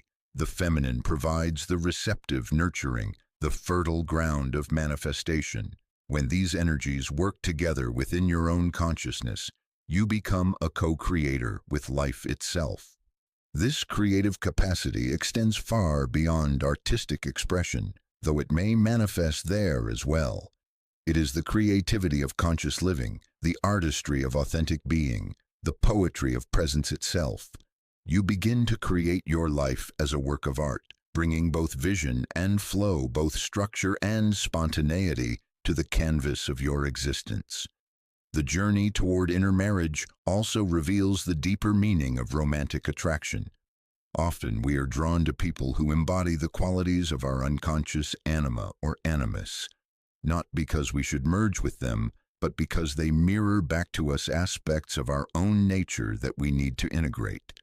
The intense attraction we feel towards certain individuals is actually the soul's recognition of its own disowned qualities reflected in another.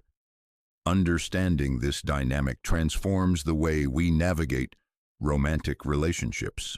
Instead of seeking fusion with the beloved, we can use the relationship as a mirror for our own psychological development.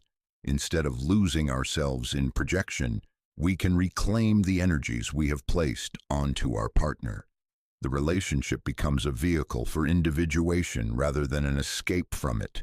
This shift requires enormous courage, for it means taking responsibility for our own completion rather than expecting another person to provide it. It means facing the loneliness of being an individual, even within relationship, accepting that no one can fully understand or fulfill us because completion is an inside job. Yet this responsibility brings with it the most profound form of freedom, liberation from the endless cycle of seeking, finding, and losing that characterizes unconscious romantic patterns. When you know yourself as already whole, you can choose relationships based on joy rather than need, on expansion rather than completion, on celebration rather than salvation. The sacred marriage within also heals the ancient wound between spirit and matter, heaven and earth, transcendence and immanence.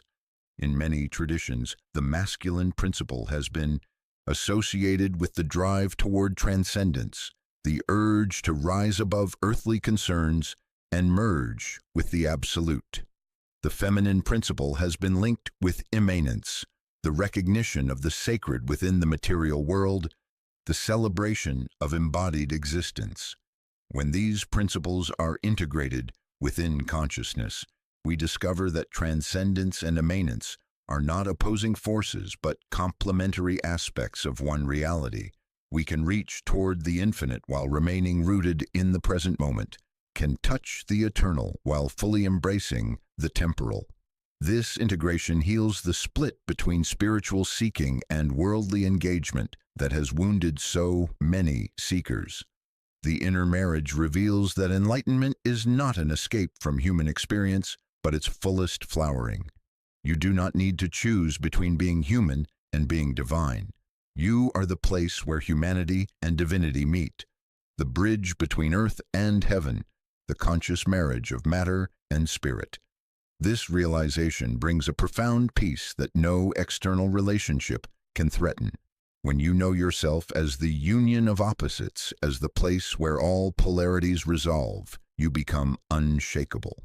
You are no longer vulnerable to the fluctuations of external love because you rest in the unchanging love that is your own essential nature. The journey continues to unfold as you learn to embody this sacred marriage in your daily life. Each moment offers an opportunity to choose wholeness over fragmentation, integration over projection, conscious love over unconscious need.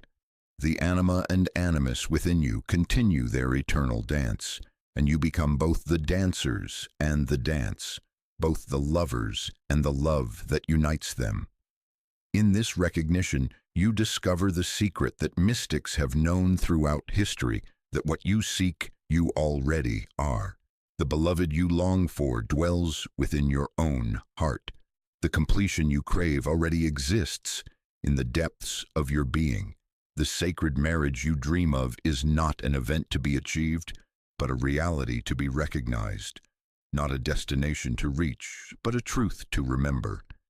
And in this remembering, you find yourself invulnerable at last, not because you have built walls against love, but because you have discovered that you are love itself, wearing the temporary costumes of form, playing the eternal game of hide and seek with your own infinite nature.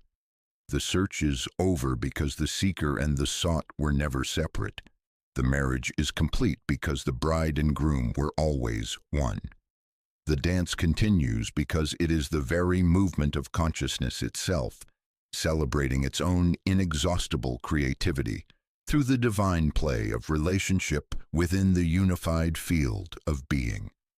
Beneath the familiar territory of your personal memories and individual experiences lies a realm so vast and profound that the mind can barely comprehend its dimensions. Jung called it the collective unconscious, that primordial ocean of shared human experience from which all individual consciousness emerges like waves upon an infinite sea. To recognize yourself as both wave and ocean, both droplet and entirety, is to discover a form of invulnerability that transcends all personal fears and anxieties.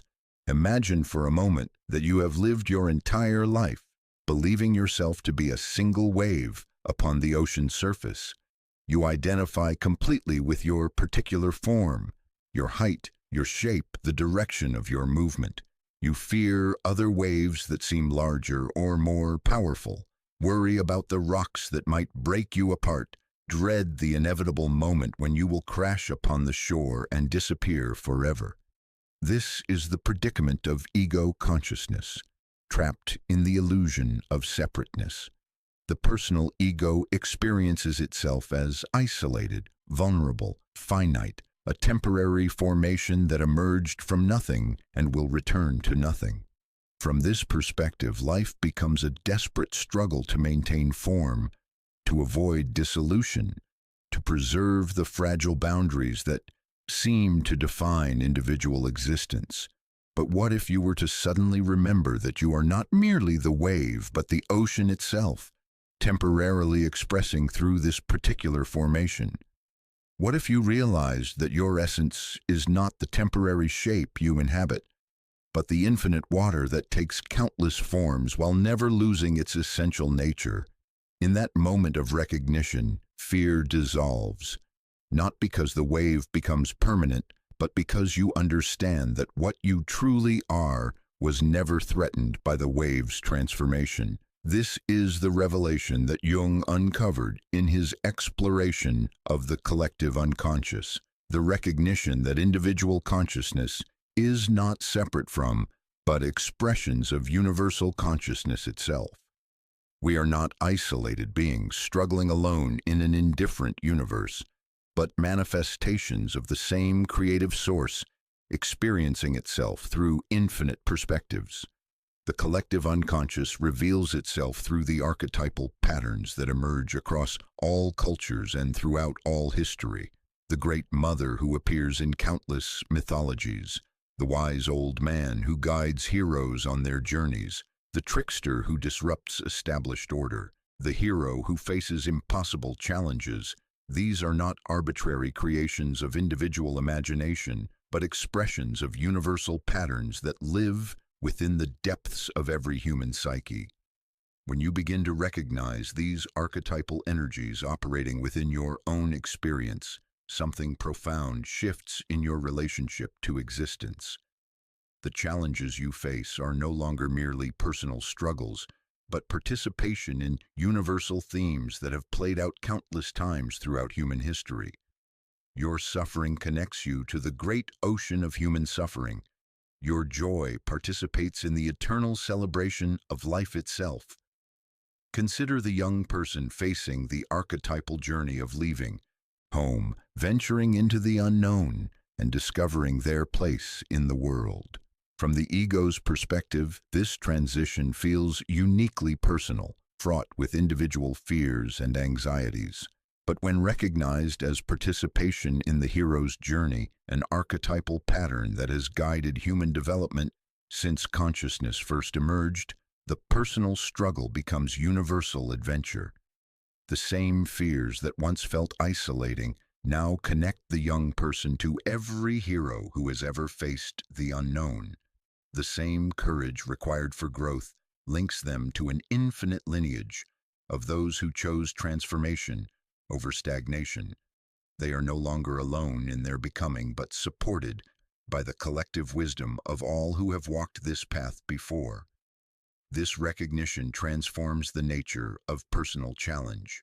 When you understand your struggles as archetypal experiences, they cease to be evidence of your individual inadequacy and become instead opportunities for participation in the larger patterns of human development. The depression that once felt like personal failure reveals itself as the necessary descent that precedes rebirth. The conflict that seemed like individual chaos shows itself as the creative tension that generates new forms of consciousness. The collective unconscious speaks to us most clearly through dreams, where the personal mind releases its grip and allows deeper currents to flow freely. In the landscape of sleep, we encounter figures and symbols that carry meanings far beyond our individual experience. The wise woman who appears to offer guidance, the dark figure who pursues us through shadowy corridors, the luminous child who points toward new possibilities. These dream visitors emerge from the collective depths to remind us of truths that transcend personal knowledge.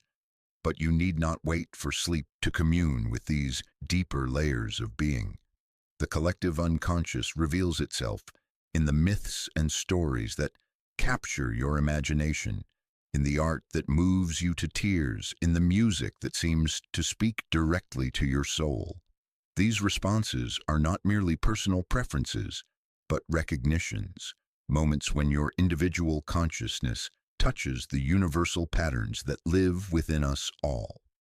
When you read a fairy tale and find yourself stirred by the princess awakening from her enchanted sleep, you are not simply enjoying a story, but recognizing an archetypal pattern of consciousness emerging from unconsciousness. When you watch a film about the outlaw who challenges corrupt authority and feel your heart racing with excitement, you are participating in the eternal archetype of the revolutionary who disrupts stagnant systems to allow new life to emerge.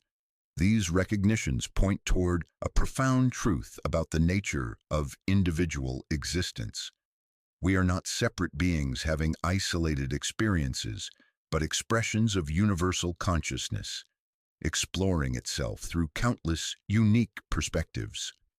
Your joys and sorrows, triumphs and failures, loves and losses are not merely personal events, but contributions to the ongoing story of consciousness knowing itself.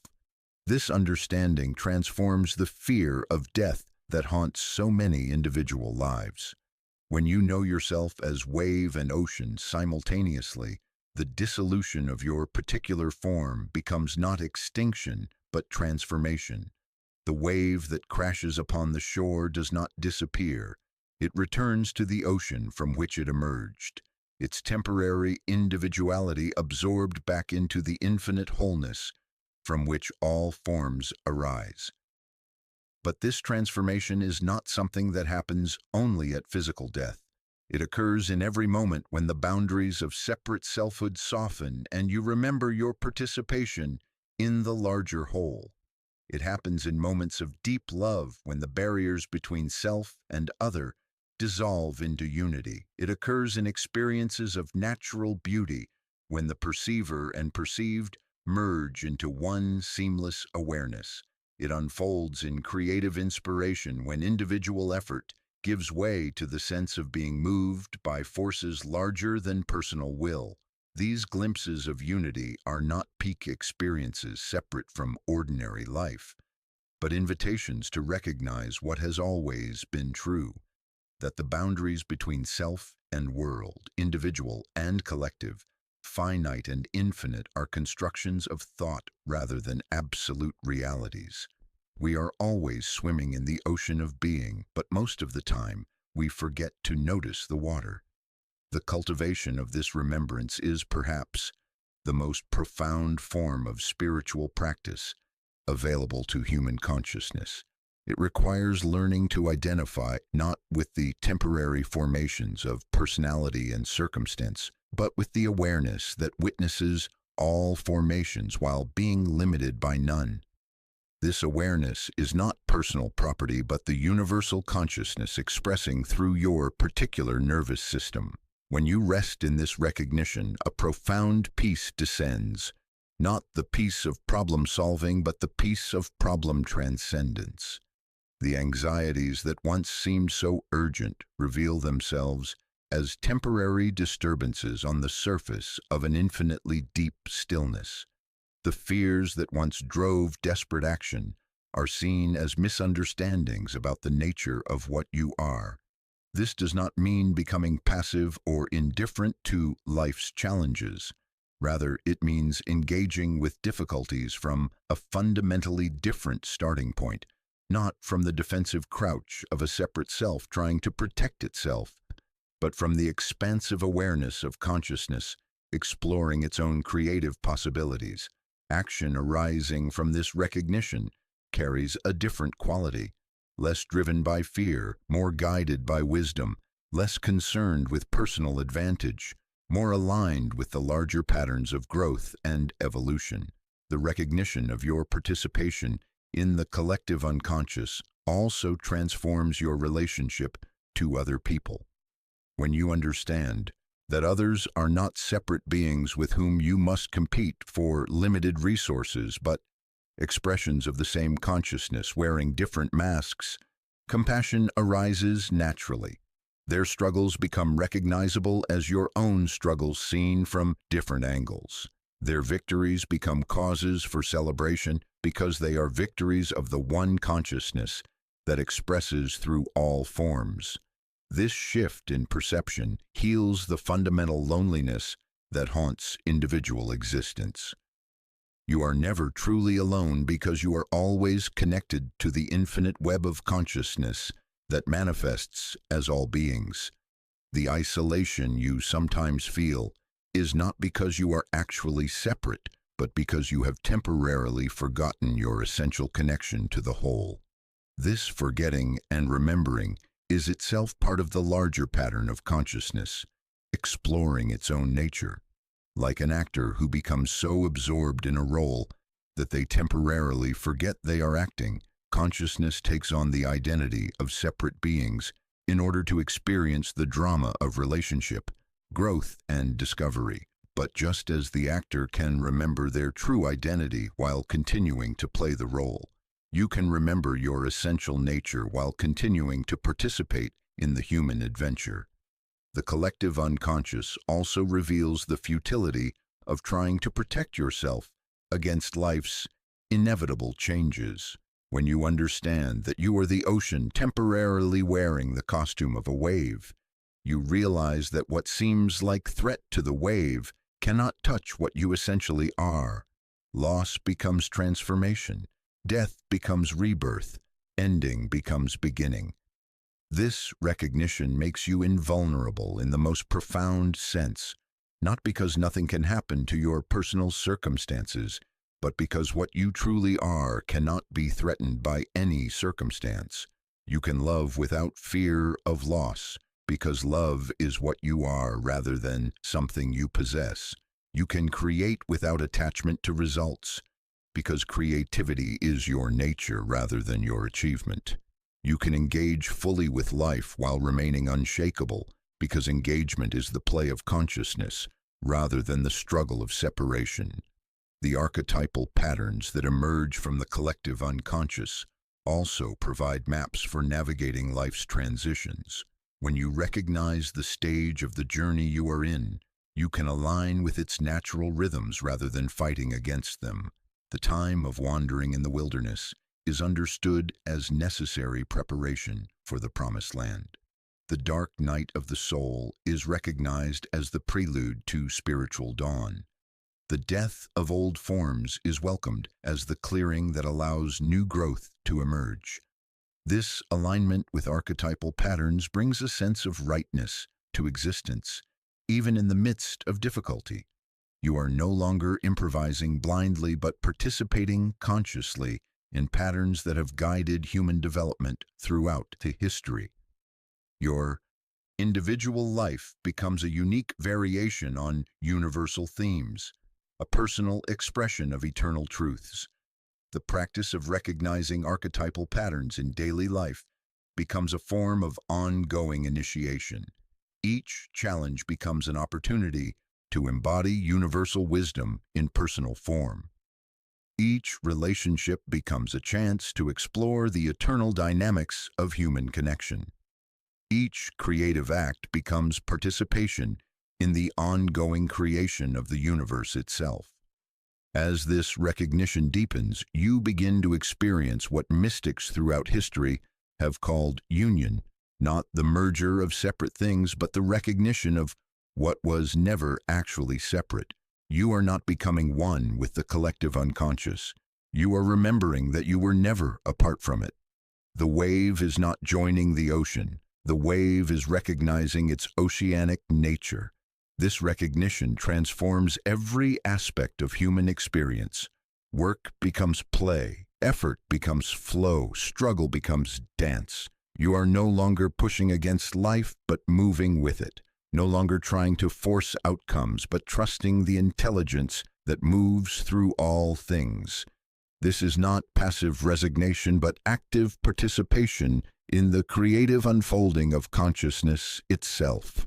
The fears that once drove your actions, fear of rejection, fear of failure, fear of death, are revealed as misunderstandings about your fundamental nature.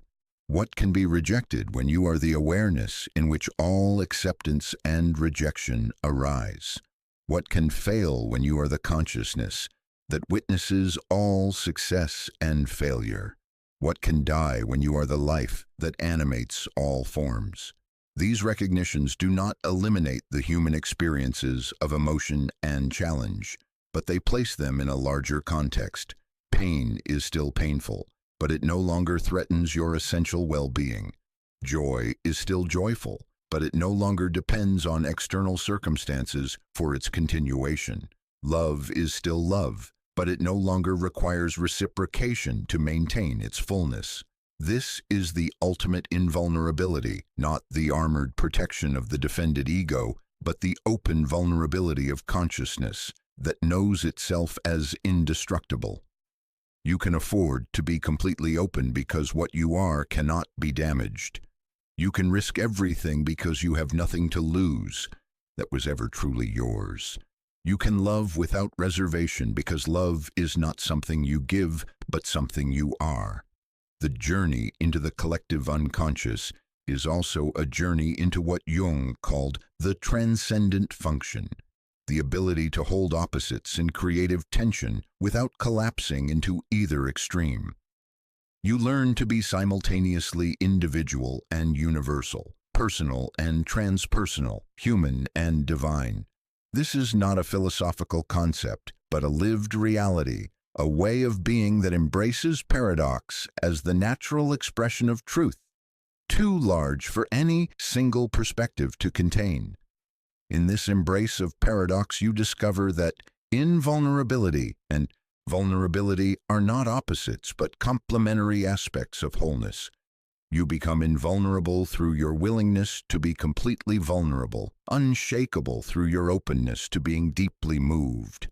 This is the wisdom of water, soft enough to flow around any obstacle, persistent enough to carve canyons through solid rock.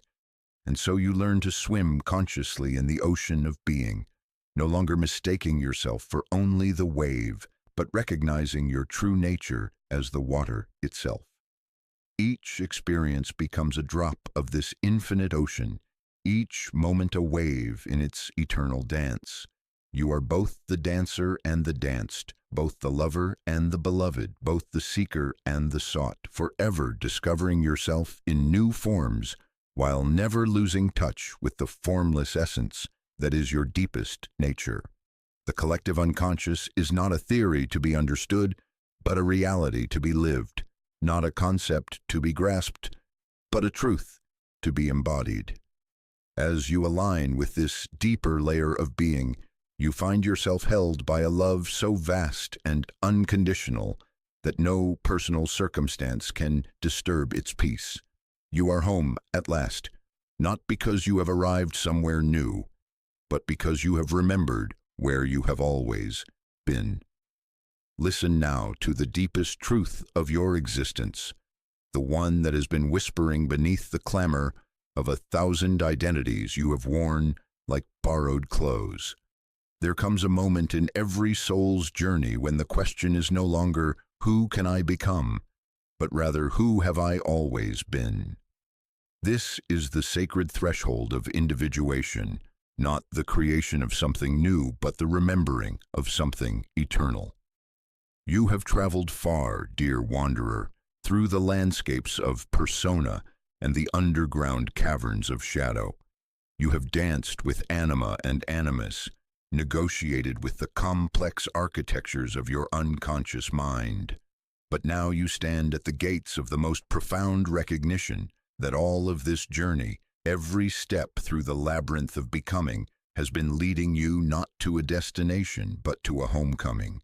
The hero's journey that Jung so beautifully articulated in the language of myth is not a movement toward greatness in the way the world understands greatness. It is not the accumulation of powers or the achievement of some psychological perfection that sets you apart from others.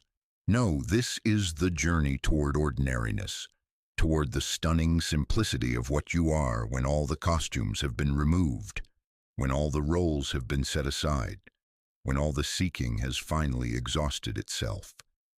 Think of the ancient stories that have moved humanity across millennia. The hero ventures forth from the familiar world, encounters supernatural aid, faces trials and ordeals, wins a decisive victory, and then, here is the crucial part, returns home transformed. But what is this transformation? What has the hero actually gained? In the deepest reading of these myths, the hero returns not with something new, but with the recognition of what was never lost. You are that hero now, standing at the threshold of return. But look closely at what this means. The home you are returning to is not a place in space or time. It is the recognition of your fundamental nature as consciousness itself. The treasure you bring back is not an object you can hold, but the understanding that you were never separate from the source of all treasures. The kingdom you inherit is not a territory you can map, but the boundless awareness that you are and have always been. Individuation, in its deepest essence, is the dissolution of the myth of separation. It is the falling away of the elaborate story that convinced you that you were a fragment, a part, a broken piece seeking completion, layer by layer, like the slow unraveling of an ancient tapestry.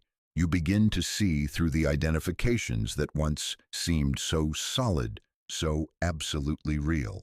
The conditioning of a lifetime, perhaps many lifetimes, begins to reveal itself as exactly what it is. Patterns of thought and feeling that arose in consciousness were mistaken for consciousness itself and created the entire drama of a self that needs to be healed, improved, or transformed. But consciousness, your true nature, was never touched by any of this conditioning. It remained throughout all the drama as pristine and untouchable as the sky remains untouched by the storms that pass through it. This is the great paradox of individuation. The more deeply you penetrate into the process, the more you discover that there never was an individual to be individuated. What remains when all the false identifications fall away is not a better, more integrated person, though that may be how it appears from the outside, but the recognition of the impersonal, eternal, absolutely invulnerable consciousness that you are. Jung knew this secret, though he spoke of it carefully, knowing that it could only be understood by those who had traveled far enough along the path. He understood that the goal of analytical psychology was ultimately to render itself unnecessary, to lead the individual to the recognition that they were never broken, never incomplete, never in need of the healing they so desperately sought. But this recognition does not come as a mental understanding. It comes as a lived realization, often preceded by what feels like a complete dissolution of everything you once believed yourself to be.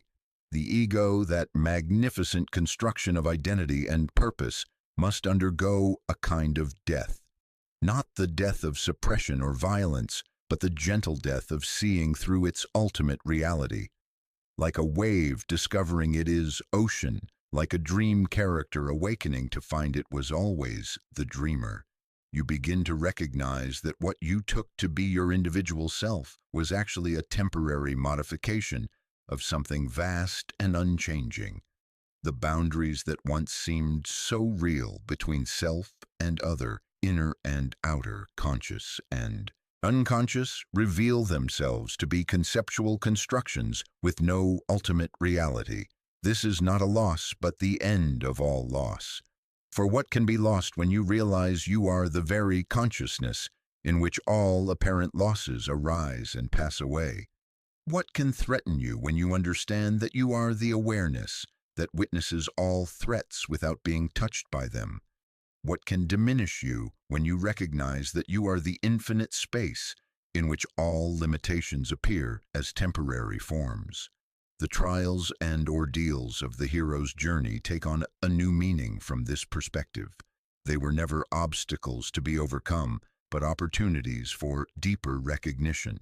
Each challenge, each descent into darkness, each encounter with the forces that seem to oppose your journey home, all of these were invitations to recognize what in you remains untouched by any experience, positive or negative. The shadow you struggled to integrate was never your enemy, but your teacher, showing you what you are not. The projections you worked so hard to withdraw were not mistakes, but stepping stones, leading you back to the source of all projections. The complexes you sought to heal were not pathologies, but messengers, carrying the news of your fundamental wholeness. From this recognition, a profound compassion naturally arises, not the effortful compassion of someone trying to be good, but the spontaneous overflow of understanding that sees the same search for home, the same longing for wholeness in every human heart. You recognize that every person you meet is engaged in the same heroic journey, whether they know it or not, whether they call it by that name or not. The neurotic symptoms that once seemed to be evidence of your brokenness are revealed to be the psyche's intelligent attempts to return you to truth. The very suffering that felt like punishment becomes visible as grace, the soul's way of burning away everything that is not essential, not real, not who you truly are. This understanding transforms your relationship to experience itself. Pain may still arise in the body-mind organism, but it is no longer your pain in the way it once was. Pleasure may still be experienced, but you are no longer dependent on it for happiness. Thoughts and emotions continue to arise, but you relate to them as weather patterns in the sky of awareness, temporary phenomena that neither define you nor limit you. The world continues to present its challenges, its invitations to identify with roles and stories, its apparent confirmations of separation and limitation. But now you meet these invitations from a different place, from the unshakable recognition of what you are beneath all appearances, all experiences, all the endless modifications of consciousness that make up the human drama. This is what Jung meant when he spoke of the realization of the self with a capital S, not the personal self that is born and dies, but the universal self that is never born and never dies. That is the very foundation and substance of all experience. From this recognition, the personal self continues to function, but it is no longer the center of your identity. It becomes like a character in a play, necessary for the drama to unfold, but not confused with the actor who plays the role. The process of individuation reveals itself ultimately as a divine comedy, a cosmic joke in which consciousness plays at being lost so it can experience the joy of finding itself again. You were never actually lost, never actually broken, never actually separate. But the dream of separation was necessary for the recognition of unity to have meaning. The experience of fragmentation was required for the appreciation of wholeness to be possible. And so you return home, not as a conqueror who has achieved something great, but as a prodigal child who has remembered their true inheritance. The treasures you bring back are not for yourself, but for all beings. The treasure of recognition, the treasure of understanding, the treasure of the peace that passes understanding because it was never dependent on understanding in the first place. This homecoming is not a final destination, but a continuous recognition. Each moment offers the opportunity to remember or forget, to identify with the story or rest in the storyteller, to believe in the drama of separation, or recognize the unity that makes all drama possible. Individuation becomes not something you achieve, but something you are, not a process that ends, but a recognition that is always available, always here, always now. The hero's journey home reveals its deepest secret. You never actually left home, you only dreamed you did. And even that dream was arising in the very consciousness that you are, the very awareness that remains untouched by all dreams, all journeys, all stories of loss and return. From this perspective, individuation is not the culmination of psychological development, but the recognition that psychological development, like everything else, is simply consciousness playing with itself, knowing itself, celebrating its own inexhaustible creativity. In this recognition, all seeking naturally comes to an end, not because you have found what you were looking for, but because you have discovered that what you were looking for was always what was doing the looking. The individual who began the journey dissolves into the very awareness that made the journey possible. What remains is not someone who has become enlightened, but enlightenment itself, wearing the temporary costume of an individual for the sheer joy of the play. This is the ultimate mystery of individuation. In becoming most completely yourself, you discover that yourself was always the self. Eternal, unchanging, utterly invulnerable to the adventures of time and space and experience. The hero returns home to find that home was never a place, but what you are. That the journey was never through space, but through the layers of misunderstanding that obscured this timeless recognition. And in this homecoming, the deepest love is born. Not love for this or that, but love as the very fabric of existence itself. For when you recognize what you truly are, you cannot help but love what is exactly as it is, in all its apparent imperfection and struggle and beauty. This love is not an emotion, but the very nature of consciousness, recognizing itself in all its forms, celebrating its own infinite creativity through every experience, every being, every moment of apparent separation and return. From this place of recognition, life continues to unfold, but it unfolds as play rather than serious business, as celebration rather than struggle, as the endless dance of the one appearing as the many, the eternal expressing itself through time, the infinite discovering itself in form. The hero's journey is complete, not because it has ended, but because it is finally understood to have never really begun. except in the magnificent imagination of consciousness itself, dreaming the dream of being human, of being individual, of being lost and found in the endless game of hide and seek that it plays with itself throughout eternity.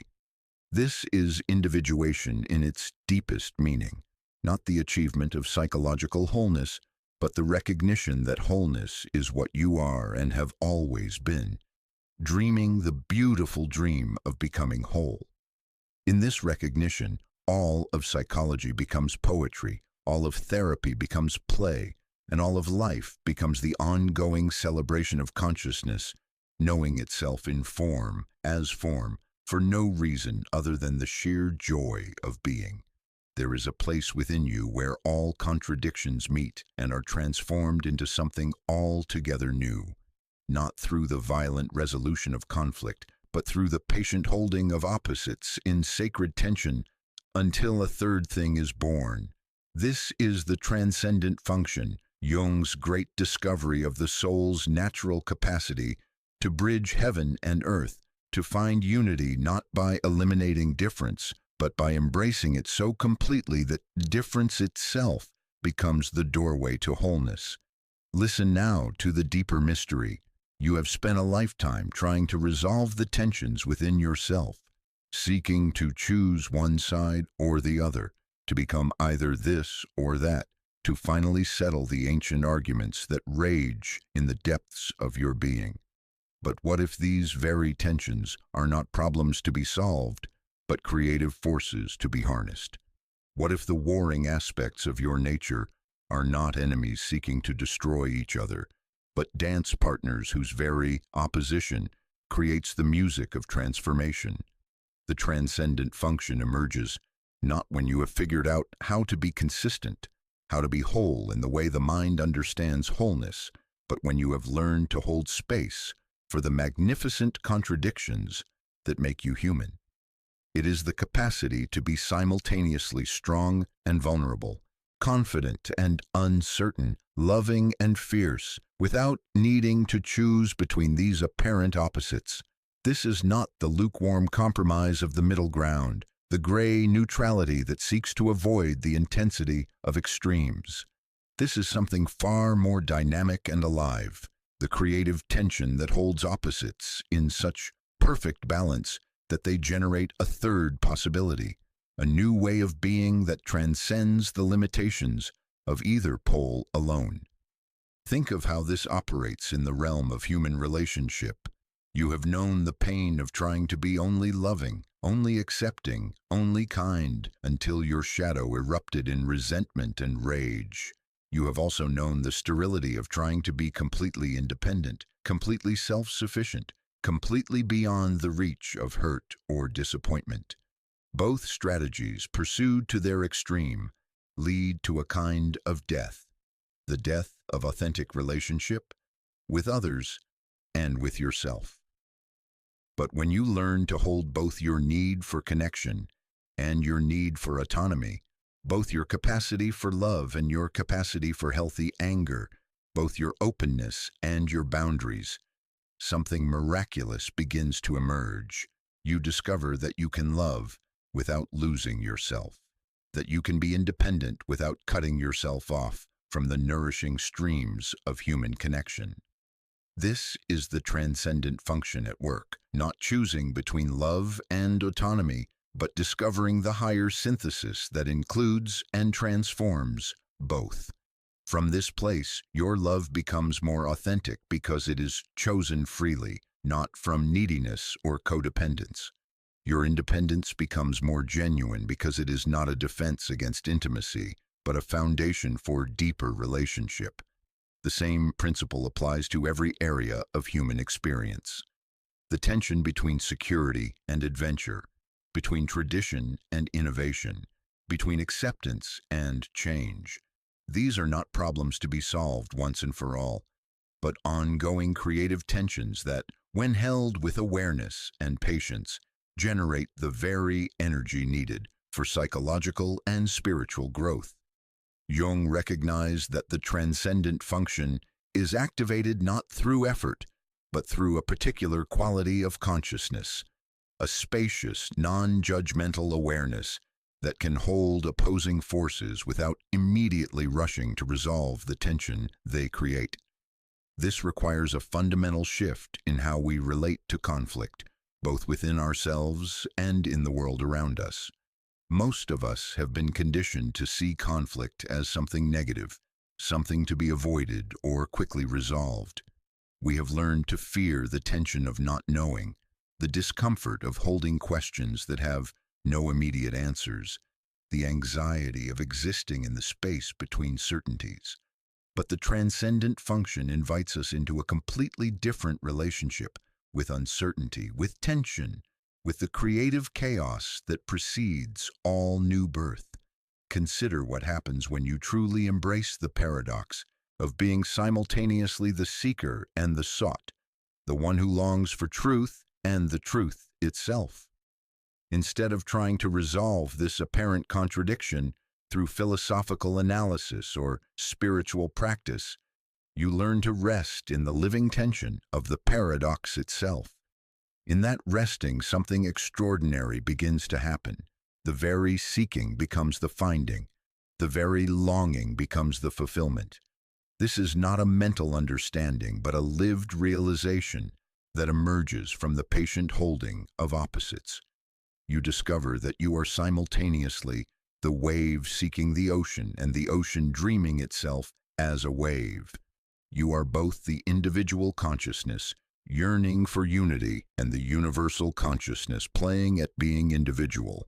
The tension between these apparently contradictory truths does not need to be resolved. It needs to be inhabited, celebrated, lived as the very creative force that generates all experience. The transcendent function transforms your relationship to suffering itself. Instead of seeing pain as something to be avoided or quickly healed, you begin to recognize it as one pole of a creative tension that also includes joy, peace, and fulfillment. You learn to hold both the reality of suffering and the possibility of transcendence without needing to choose between them or collapse one into the other. This does not mean becoming passive in the face of unnecessary suffering or abandoning efforts to heal and grow. Rather, it means discovering that your deepest healing occurs not when you have eliminated all pain, but when you have learned to relate to pain from the spacious awareness that can hold both pain and peace, both brokenness and wholeness, without being identified with either. From this place of transcendent functioning, you become like the sky that Jung so often referenced, vast enough to hold all weather patterns without being disturbed by any of them. Storm clouds may gather in the space of your awareness, bringing intense emotions, challenging thoughts, difficult circumstances. But just as the sky is not damaged by the storms that pass through it, your essential nature remains untouched by the experiences that arise within it. This is perhaps the most profound gift of the transcendent function, the discovery of your fundamental invulnerability to experience, not the brittle invulnerability of the defended ego, but the natural invulnerability of space itself, which can contain fire without being burned, water without being drowned, earth without being buried. As this recognition deepens, you find that you can engage fully with life, without being at the mercy of life's inevitable changes. You can love without attachment, work without drivenness, hope without desperation. You can feel deeply without drowning in emotion, think clearly without being trapped in concepts, act decisively without being rigid about outcomes. The transcendent function reveals that what you took to be your limitations were actually invitations to discover your limitless nature. The very experiences that seem to prove your fragmentation become the raw material for recognizing your wholeness. The conflicts that appeared to tear you apart become the creative tensions that weave you back together in ways more beautiful and integrated than you could have imagined. This is the alchemy of consciousness itself, the transformation of lead into gold, of suffering into wisdom, of separation into unity. But this transformation does not eliminate the original elements. Rather, it reveals their deeper nature and their hidden connections. The lead is still present in the gold, but transfigured. The suffering is still acknowledged in the wisdom, but transformed. The appearance of separation is still recognized in the unity, but seen through. Jung understood that this transcendent function is not something we develop or acquire through practice, though practice can certainly help us recognize and cooperate with it. It is something we are, something inherent in the very structure of consciousness itself. Every moment offers the opportunity to activate this function by simply learning to hold our experience, whatever it may be, in spacious, non-judgmental awareness. The practice is simple, though not always easy. When you find yourself caught in the grip of an either-or situation, when you feel torn between competing desires or loyalties or truths, instead of rushing to choose one side, pause, breathe into the tension, allow yourself to not know for a moment. Create space for both possibilities to exist simultaneously in your awareness. In that space of not knowing, of holding opposites in creative tension, something new begins to stir. It may not come immediately, and it may not look like what you expected. But if you can remain present to the tension without collapsing it prematurely, the transcendent function will naturally begin to operate, generating solutions and insights that transcend the limitations of either pole alone. This is how conflict becomes creativity, how problems become opportunities, how the very challenges that seem to threaten your peace become the doorways through which deeper peace emerges. The transcendent function is consciousness recognizing its own infinite creativity, its ability to transform any situation into an opportunity for greater wholeness, greater integration, greater love. As you learn to trust this function and cooperate with its natural intelligence, you discover that you need not be afraid of conflict, internal or external. You need not avoid the tensions and contradictions that make life complex and challenging. Instead, you can welcome them as the very forces that will call forth your highest potential, your deepest wisdom, your most authentic expression. This is the bridge between heaven and earth that Jung recognized, not a static structure but a living function of consciousness itself, constantly weaving together the apparent opposites of existence into ever more beautiful and integrated patterns. Through the transcendent function, you become a conscious participant in this weaving, a co-creator in the ongoing process by which the universe transforms conflict into harmony, separation into unity, chaos into ever more elegant forms of order. In this recognition, you discover that you are both the bridge and what is being bridged, both the weaver and what is being woven, both the transcendent function itself and the one through whom it operates. This is not a philosophical concept, but a lived reality that transforms every aspect of your existence, revealing that what you are is not a fixed identity, but an ongoing creative process, not a problem to be solved, but a mystery to be lived, not a separate self-seeking transcendence, but transcendence itself playing at being a self for the sheer joy of the cosmic game. In the deepest chambers of your being, there exists a conversation that has been taking place since the moment consciousness first stirred within you, a dialogue between the known and unknown aspects of yourself, between the light of awareness and the fertile darkness from which all awareness springs. Jung discovered the sacred technology to make this conversation conscious, to transform what had been an unconscious monologue into a living dialogue that holds the very keys to transformation. This is active imagination, not the passive reception of dreams or fantasies, but the conscious engagement with the archetypal forces that shape your reality from within. Listen now to this profound truth. You are not a single unified entity moving through experience, but a vast community of inner beings, each carrying their own wisdom, their own wounds, their own gifts. The angry one who rises when you feel betrayed, the frightened child who emerges in moments of uncertainty, the wise elder who knows things your conscious mind has never learned, the creative force that moves through you in moments of inspiration. These are not mere psychological constructs or metaphorical descriptions, but living realities within the landscape of your psyche. Most of us have related to these inner figures as problems to be solved, symptoms to be healed, or weaknesses to be overcome. We have tried to silence the angry one, comfort the frightened child, or summon the wise elder at will. But active imagination invites us into a completely different relationship, one of conscious dialogue, mutual respect, and collaborative creativity. Instead of being possessed by these archetypal energies, we learn to engage with them as conscious partners in the dance of becoming.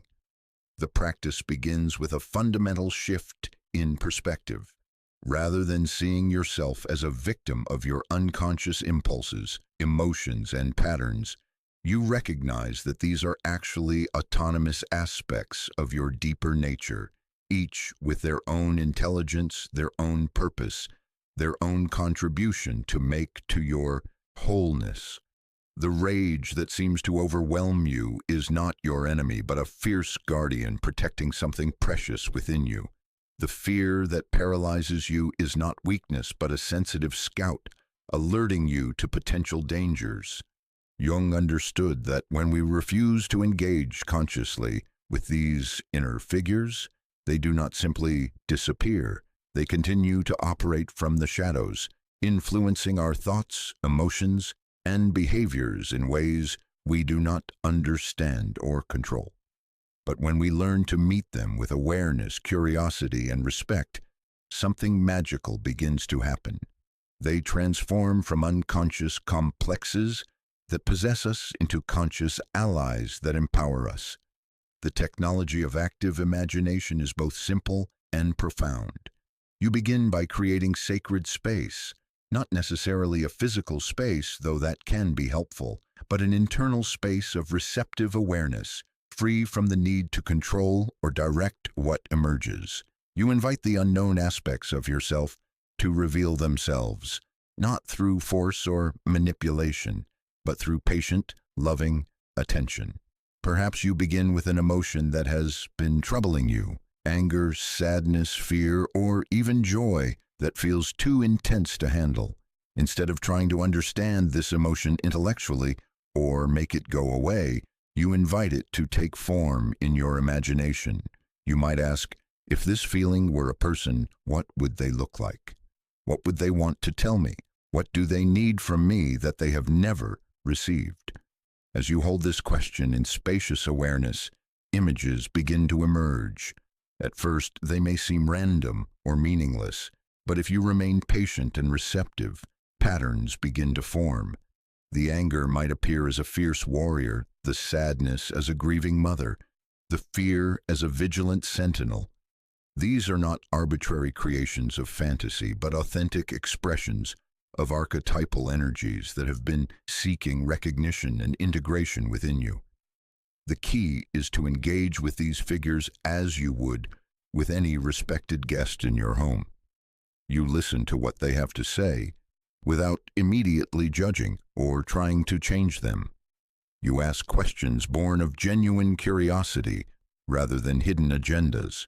You offer your attention as a gift, recognizing that many of these aspects of yourself have been ignored or rejected for years, perhaps decades. What emerges from this conscious dialogue is often surprising and always illuminating.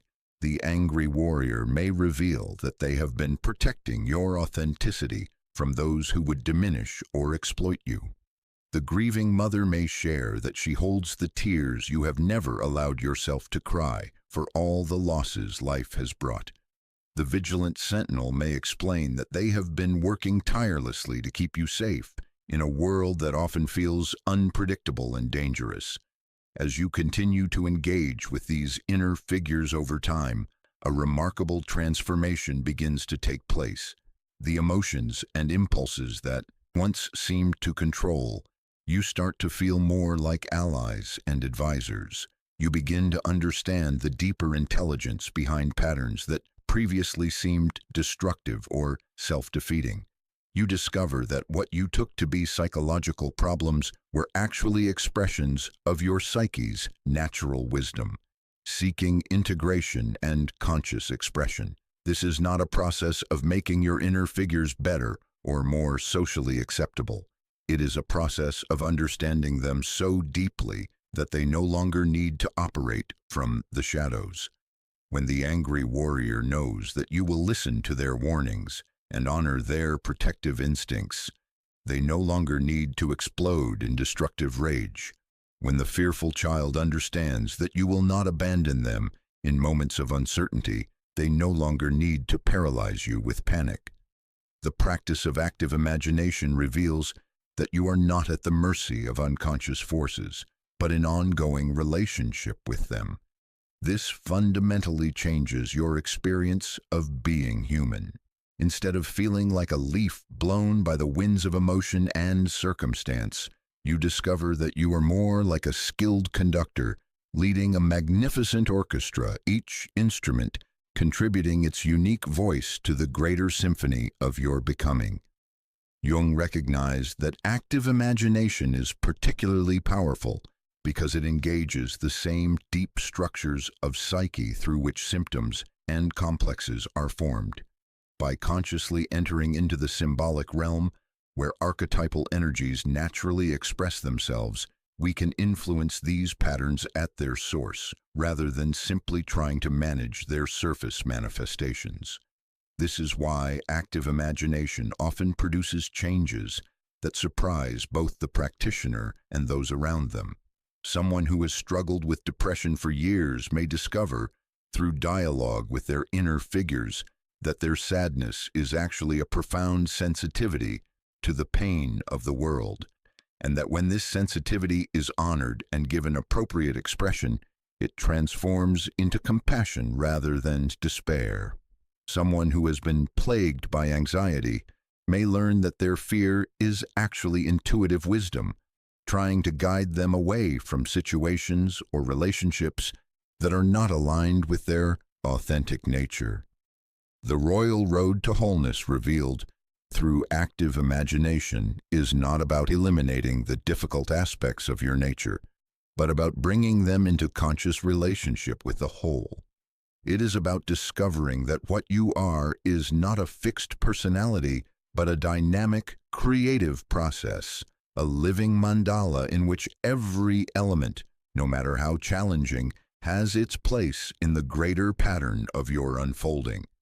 As this understanding deepens, you begin to relate differently not only to your inner world, but to the outer world as well. You recognize that the people who trigger you most intensely are often reflecting back aspects of yourself that are seeking integration. The situations that challenge you most profoundly are frequently invitations to dialogue with parts of yourself that you have not yet fully acknowledged or embraced. This does not mean that everything that happens to you is a projection of your inner state. The world has its own reality and its own challenges, but it does mean that your response to external events is always filtered through the community of inner figures that make up your psyche. When you are in conscious relationship with these figures, you can respond to life's challenges from wholeness rather than from the fragmented reactions of unconscious complexes. The invulnerability that emerges from this practice is not the brittle defensiveness of the ego trying to protect itself from life, but the natural resilience that comes from knowing yourself so deeply that no external event can fundamentally disturb your inner equilibrium. You discover that you can experience the full range of human emotions and reactions without being identified with or controlled by any of them. This is because active imagination reveals the deepest secret of consciousness. You are not any of the figures in your inner community, but the spacious awareness in which they all arise and play out their roles. You are not the angry warrior or the frightened child or the wise elder. You are the consciousness that can dialogue with all of them, learn from all of them, and integrate their gifts into an ever more complete expression of your authentic nature. From this recognition, a profound freedom emerges. You no longer need to pretend to be consistent in ways that deny the magnificent complexity of your inner nature. You can be fierce when fierceness is called for and gentle when gentleness serves. You can be vulnerable in moments that invite intimacy and strong when strength is needed. You can embrace the full spectrum of your humanity without apology or shame. The practice of active imagination also reveals the deep interconnectedness between your personal unconscious and the collective unconscious that Jung recognized as the shared heritage of all humanity. As you dialogue with your inner figures, you begin to recognize universal patterns, archetypal themes that appear in myths and stories from every culture. Your personal healing becomes part of the larger healing of human consciousness itself. The angry warrior within you carries echoes of every warrior who has ever stood up against injustice. The grieving mother holds the sorrow of every loss that has ever been mourned. The wise elder embodies the accumulated wisdom of every generation that has faced life's challenges with courage and grace. Through active imagination, you become a conscious participant in this vast conversation between individual and collective, personal and universal, finite and infinite. This is why Jung called active imagination a royal road. It leads not just to personal healing and integration, but to the recognition of your place in the larger tapestry of existence. You discover that your individual journey toward wholeness is simultaneously a contribution to the evolution of consciousness itself. Every inner figure you bring into conscious relationship, every shadow aspect you integrate with love, every archetypal energy you learn to dance with rather than be possessed by, all of this serves not only your own becoming, but the becoming of the world. The technology is available to you in every moment. Whenever you feel overwhelmed by emotion, confused by conflicting desires, or stuck in patterns that no longer serve, you can pause and ask, what aspect of myself is seeking recognition here? What inner figure wants to be heard? Then you can create the sacred space of receptive awareness and invite that figure to reveal itself and share its message. Over time, this practice transforms your entire relationship to being human. You no longer experience yourself as a problem to be solved, but as a mystery to be explored. You no longer fear the depths of your psyche, but approach them with curiosity and reverence. You no longer feel victimized by your unconscious patterns, but recognize them as invitations to deeper dialogue with aspects of yourself that are seeking integration.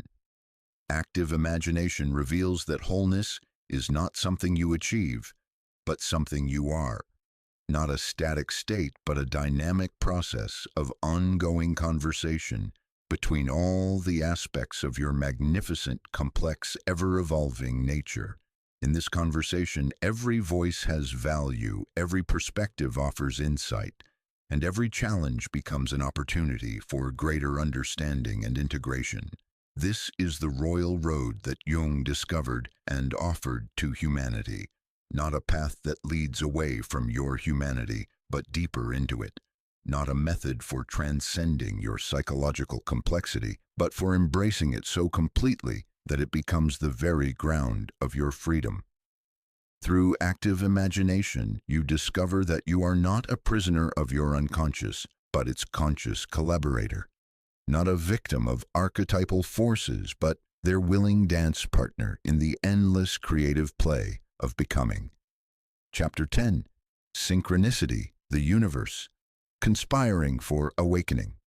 There comes a moment in the deepening journey of consciousness when the veil between inner and outer worlds begins to thin, revealing connections that defy the rational mind's attempt to categorize and control.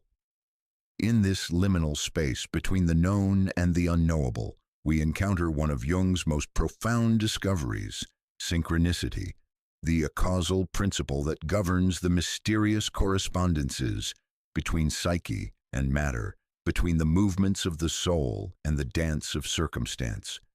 Imagine, if you will, standing at the edge of a vast forest just as dawn breaks across the horizon. The mist rises from the earth like the breath of sleeping giants, and in that ethereal moment between night and day, you witness something extraordinary. A golden butterfly emerges from its chrysalis on a branch beside you, just as the first ray of sunlight pierces through the canopy above. In that same instant, your phone chimes with a message from someone you've been thinking about for months, someone who disappeared from your life just when you needed them most. The rational mind would call this coincidence. Jung called it synchronicity, the universe speaking in the language of meaning rather than causality. But synchronicity is far more than mere coincidence, elevated to spiritual significance. It represents a fundamental shift in our understanding of how consciousness relates to the world around us. When we begin to recognize these meaningful correspondences, we step out of the mechanistic worldview that sees us as isolated billiard balls bouncing randomly through an indifferent cosmos and into a living universe that responds to consciousness in ways that transcend the limitations of linear cause and effect. The lonely human heart, so accustomed to feeling separate and disconnected, suddenly discovers that it is part of an intricate web of meaning that extends far beyond the boundaries of personal identity. We are not strangers in a strange land, but notes in a cosmic symphony, each playing our part in a composition so vast and complex that only through synchronicity do we catch glimpses of the greater harmony to which we belong. Jung first encountered this principle during his own psychological crisis, those years he called his confrontation with the unconscious.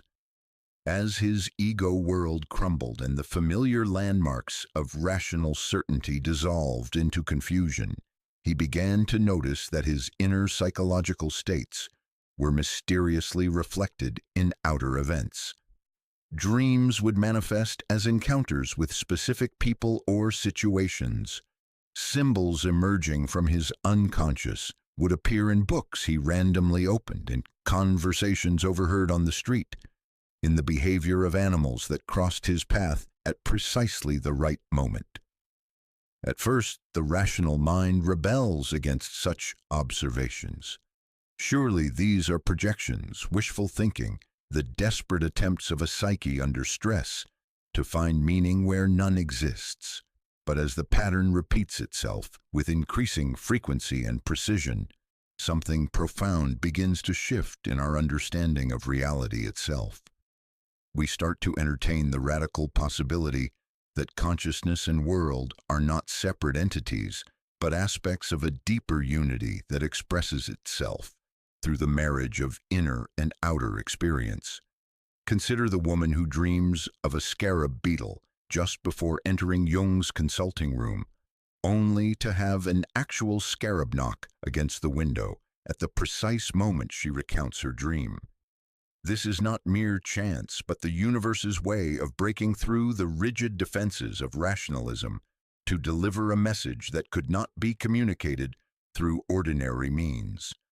The scarab, ancient symbol of transformation and rebirth, appears at the exact moment when this woman's psyche is ready to undergo its own metamorphosis. The skeptical mind dismisses such events as selective attention or confirmation bias. Yet those who learn to attune themselves to synchronicity discover that these meaningful coincidences increase in frequency and intensity the more conscious we become. It is as if the universe rewards our growing awareness with increasingly clear communications, speaking to us through the language of symbols and correspondences that bypass the linear mind's need for logical explanation. But why does synchronicity occur? What purpose does it serve in the greater economy of consciousness? Jung understood that these causal connections serve as bridges between the conscious ego and the deeper layers of the psyche, particularly the collective unconscious with its vast repository of archetypal patterns. When we encounter synchronicity, we are witnessing the moment when an archetypal content in the unconscious constellates so powerfully that it breaks through into material reality, manifesting as a meaningful correspondence between inner and outer experience. The archetype of the wise old man might manifest as meeting exactly the right teacher at precisely the moment when we are ready to receive their guidance. The archetype of the mother might appear as unexpected nurturing from a stranger just when we feel most abandoned and alone. The archetype of death and rebirth might announce itself through the simultaneous appearance of endings and beginnings in multiple areas of our lives, signaling that we are entering a phase of profound transformation. These are not random events, but the psyche's way of orienting us toward our deeper purpose, guiding us along the path of individuation through the mysterious intelligence that governs the intersection of consciousness and cosmos. When we learn to read these signs, we discover that we are never truly lost or alone. The universe itself becomes our therapist, our guide, our collaborator in the great work of becoming who we truly are. Yet synchronicity requires a particular quality of consciousness to be recognized and received. It cannot be grasped by the grasping mind or controlled by the will that seeks to manipulate outcomes. It reveals itself only to the consciousness that has learned to participate rather than dominate, to listen rather than demand, to trust rather than force. This is why synchronicities often appear most clearly during periods of crisis or transition, when the ego's defenses are temporarily lowered and we become more permeable to the deeper currents of meaning that flow beneath the surface of ordinary awareness. The experience of synchronicity fundamentally alters our relationship to time itself. Linear time, the mechanical progression of moments from past to future, reveals itself as only one layer of temporal reality. Beneath this surface current flows what Jung called eternal time, the timeless dimension where all moments exist simultaneously and meaningful connections transcend the limitations of sequential causation. In synchronicity, we touch this eternal dimension and discover that our lives are not random sequences of unrelated events, but expressions of a deeper pattern that unfolds according to its own mysterious logic. This shift in temporal awareness brings with it a profound sense of relief from the anxiety that characterizes so much of human existence. When we recognize ourselves as participants in a meaningful cosmos rather than victims of random circumstances, the existential terror that Jung identified as the root of neurosis begins to dissolve. We no longer need to frantically control every outcome or defend against every possibility because we trust that we are held within a larger intelligence that is always working toward our deepest good, even when, especially when, we cannot understand its methods. The lonely individual, so convinced of their isolation and abandonment, discovers through synchronicity that they are in constant communication with forces far greater and wiser than their personal consciousness. The universe becomes a loving parent, always present, always responding, always offering exactly what is needed for the next stage of growth and understanding.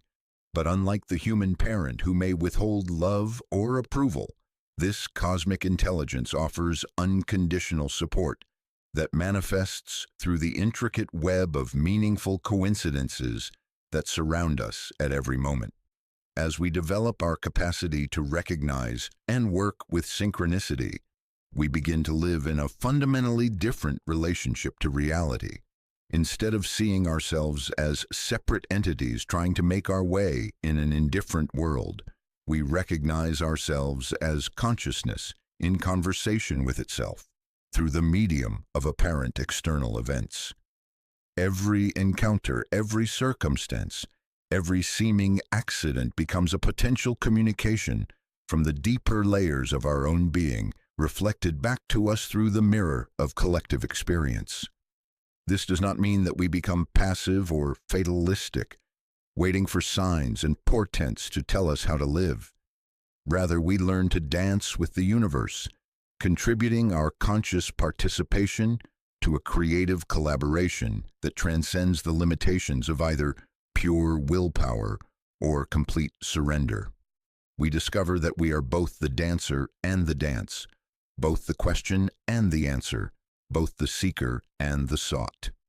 The practice of recognizing synchronicity becomes a form of active meditation, a way of cultivating the quality of attention that can perceive the deeper patterns operating beneath the surface of ordinary events. Like learning to read a new language, it requires patience, practice, and a willingness to suspend our habitual interpretations of how reality operates. But as our fluency increases, we find ourselves living in an increasingly meaningful world where every detail resonates with significance and every moment offers the potential for profound insight and guidance. Jung observed that synchronicity tends to cluster around periods of psychological transformation, appearing with particular frequency during what he called numinous experiences, those encounters with the sacred dimension of existence that fundamentally alter our understanding of who and what we are. These meaningful coincidences serve as markers along the path of individuation, confirming that we are moving in alignment with our deepest nature and purpose. But synchronicity also reveals something profound about the nature of consciousness itself. If inner psychological states can manifest as outer events without any causal connection, this suggests that consciousness and matter are not separate substances, but different aspects of a deeper reality that underlies and unifies both. We begin to glimpse what mystics have always known, that the distinction between inner and outer, between self and world, between observer and observed, is ultimately illusory. This recognition brings with it a profound sense of homecoming, a remembering of our true place in the cosmic order. We are not strangers in a strange land, but expressions of the universe coming to know itself through the unique perspective of individual consciousness. Every synchronicity is a moment of self-recognition, an instance when the cosmos catches sight of itself in the mirror of human awareness and winks in acknowledgement of the deeper identity we share. The implications of this understanding extend far beyond personal transformation into the realm of collective healing. If consciousness and world are intimately connected through the principle of synchronicity, then our inner work of individuation is simultaneously a contribution to the evolution of consciousness itself. As we learn to read the language of meaningful coincidences, we become translators between the conscious and unconscious dimensions of collective experience, helping to bridge the gap between rational understanding and intuitive wisdom. In this role as bridges between worlds, we begin to understand that synchronicity is not merely a personal phenomenon, but a collective one as well. The same archetypal patterns that manifest as individual synchronicities are also at work on the larger stage of human history, creating meaningful connections between seemingly unrelated events in politics, science, art, and culture. We start to see how individual transformation and collective evolution are inextricably linked, how our personal journey toward wholeness participates in the larger movement of consciousness toward greater integration and understanding. The universe reveals itself as a vast network of consciousness, exploring its own nature through countless individual perspectives, each offering a unique angle of vision that contributes to the whole. Synchronicity becomes the connective tissue that holds this network. Together, ensuring that insights achieved in one corner of the web ripple out to benefit the entire system. As we near the culmination of our exploration of synchronicity, we must address the question that inevitably arises for the practical mind. How do we distinguish between meaningful synchronicity and mere wishful thinking or projection? Jung himself wrestled with this question and offered several criteria for authentic synchronistic experiences. First, true synchronicity carries what he called a numinous quality, a sense of the sacred or transcendent that cannot be manufactured by the ordinary mind. There is often an accompanying feeling of awe, recognition, or profound rightness that signals we are in the presence of something beyond our usual categories of understanding. Second, synchronistic events typically occur during periods of psychological transition or crisis, when the boundaries between conscious and unconscious are more permeable than usual. They serve a specific function in our psychological development rather than merely satisfying our desires for meaning or control. Third, the symbols or patterns involved in synchronicity often relate directly to archetypal themes that are currently active in our unconscious process. The synchronicity serves to bring these unconscious contents into conscious awareness in a way that promotes integration and growth. Finally, authentic synchronicity tends to generate new insight or energy for psychological development rather than simply confirming what we already believe or want to be true. It challenges us to expand our understanding rather than reinforcing our existing limitations. With these criteria in mind, we can approach synchronicity with both openness and discrimination, neither dismissing meaningful correspondences as mere chance nor inflating every coincidence into cosmic significance. We learn to read the deeper currents of meaning while maintaining our grounding in practical reality. As we integrate the understanding of synchronicity into our daily lives, we discover that we are living in a universe that is far more responsive, intelligent, and benevolent than we ever dared imagine. The existential loneliness that characterizes so much of modern experience begins to dissolve as we recognize ourselves as integral participants in a cosmic conversation that never ceases, never judges, and never abandons us to the isolation of purely rational consciousness.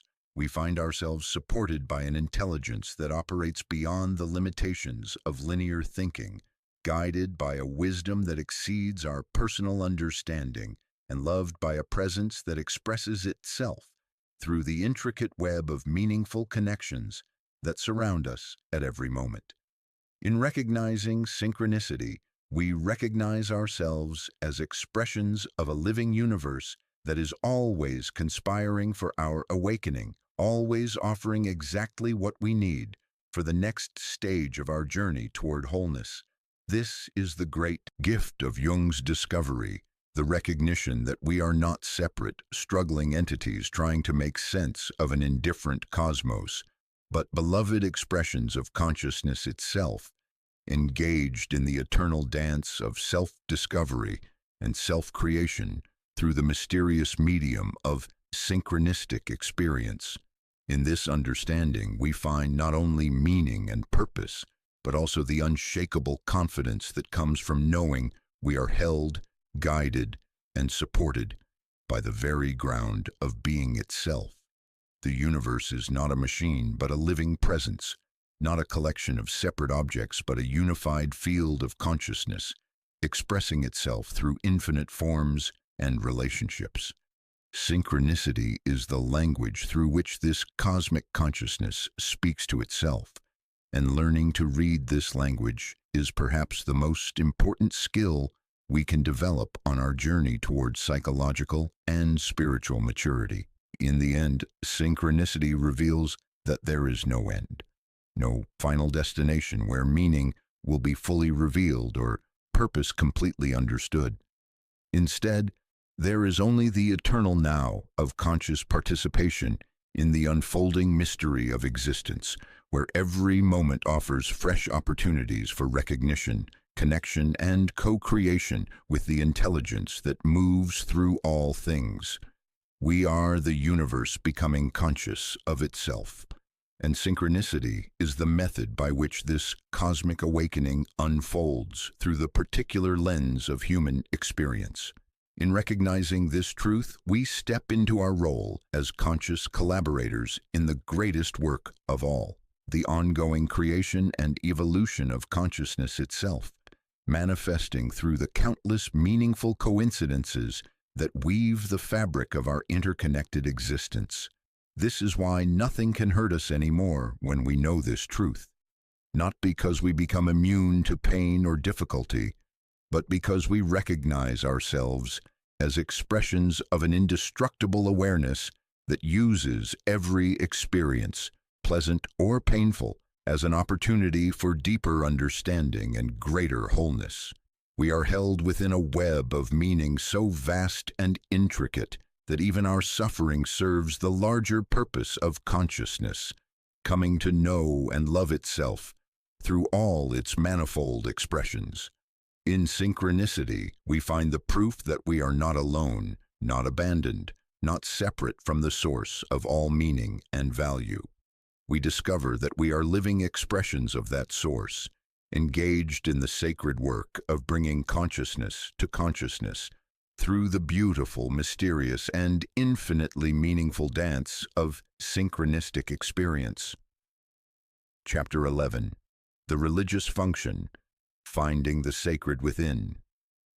In the cathedral of the human soul, there exists a sanctuary that no external doctrine has ever touched, no institutional authority has ever claimed, and no rational argument has ever diminished. This is the sacred space that Jung called the religious function of the psyche, not religion as we commonly understand it, with its creeds and commandments, its promises and threats, but something far more fundamental: the soul's innate capacity to encounter the numinous, to touch the infinite, to commune directly with the mystery that underlies all existence. Picture, if you will, a desert wanderer who has traveled for days through the scorching wasteland of modern materialism, thirsting for something that no well of worldly achievement can provide. The blazing sun of scientific rationalism has stripped away every consoling shadow, every cooling myth, every protective belief that might shield the naked soul from its essential questions. And then, just as collapse seems imminent, just as the last drop of meaning appears to evaporate from the cruel cup of existence, the traveler stumbles upon an oasis hidden in the deepest part of themselves, a spring of sacred water that has been flowing since the beginning of time, waiting to be discovered, waiting to transform the desert of meaninglessness into a garden of infinite significance. This is the religious function awakening within human consciousness, not as escape from reality, but as the discovery of reality's deepest dimension, not as consolation for life's difficulties, but as the recognition that these very difficulties are the sacred fires through which consciousness refines itself into gold. Jung understood that the hunger for meaning is not a weakness to be overcome, but the most essential characteristic of human consciousness. We are meaning-making creatures not by choice, but by nature. Every cell in our bodies participates in the cosmic dance of creation and dissolution, and our souls instinctively know that we too are part of something infinitely larger than our personal concerns and temporary identities.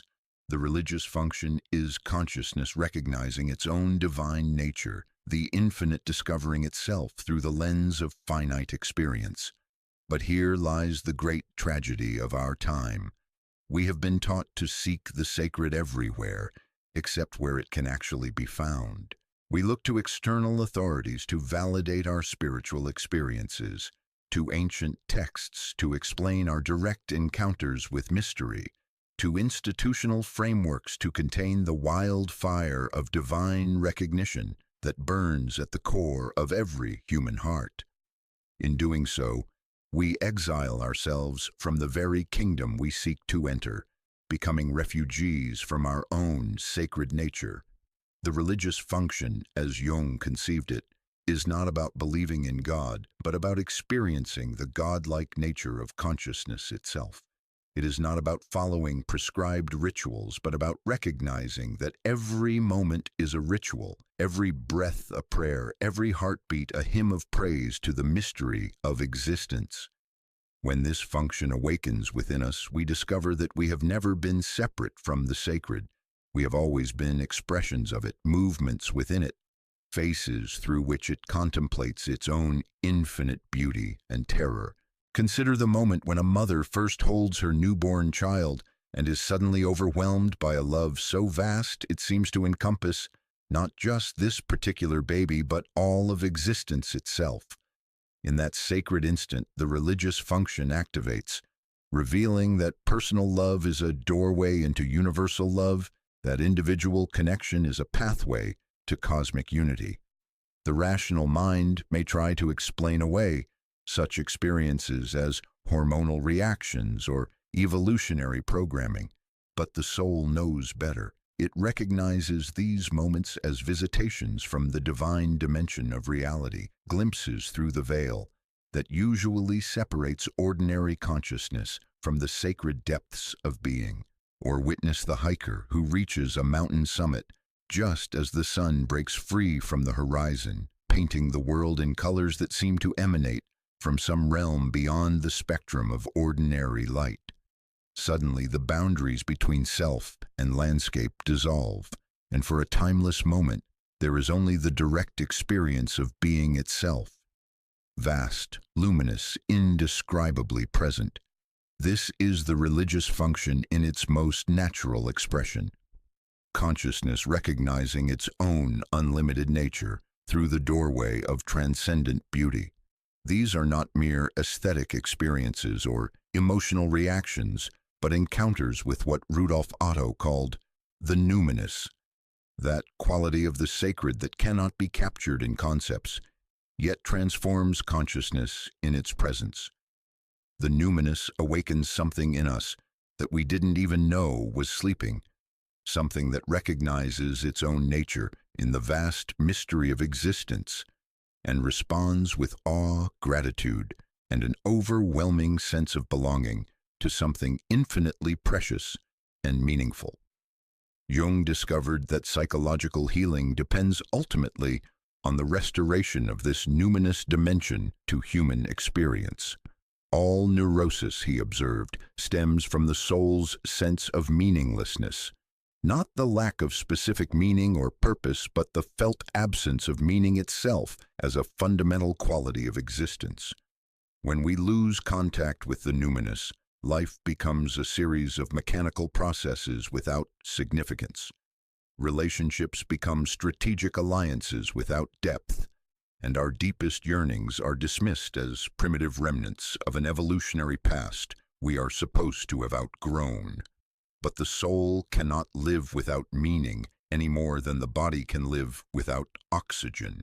When the religious function is suppressed or ignored, the psyche begins to exhibit symptoms of spiritual starvation, chronic anxiety about death, compulsive attempts to control outcomes, addictive behaviors that promise but never deliver genuine fulfillment, and a pervasive sense of being somehow fundamentally flawed or unworthy of love.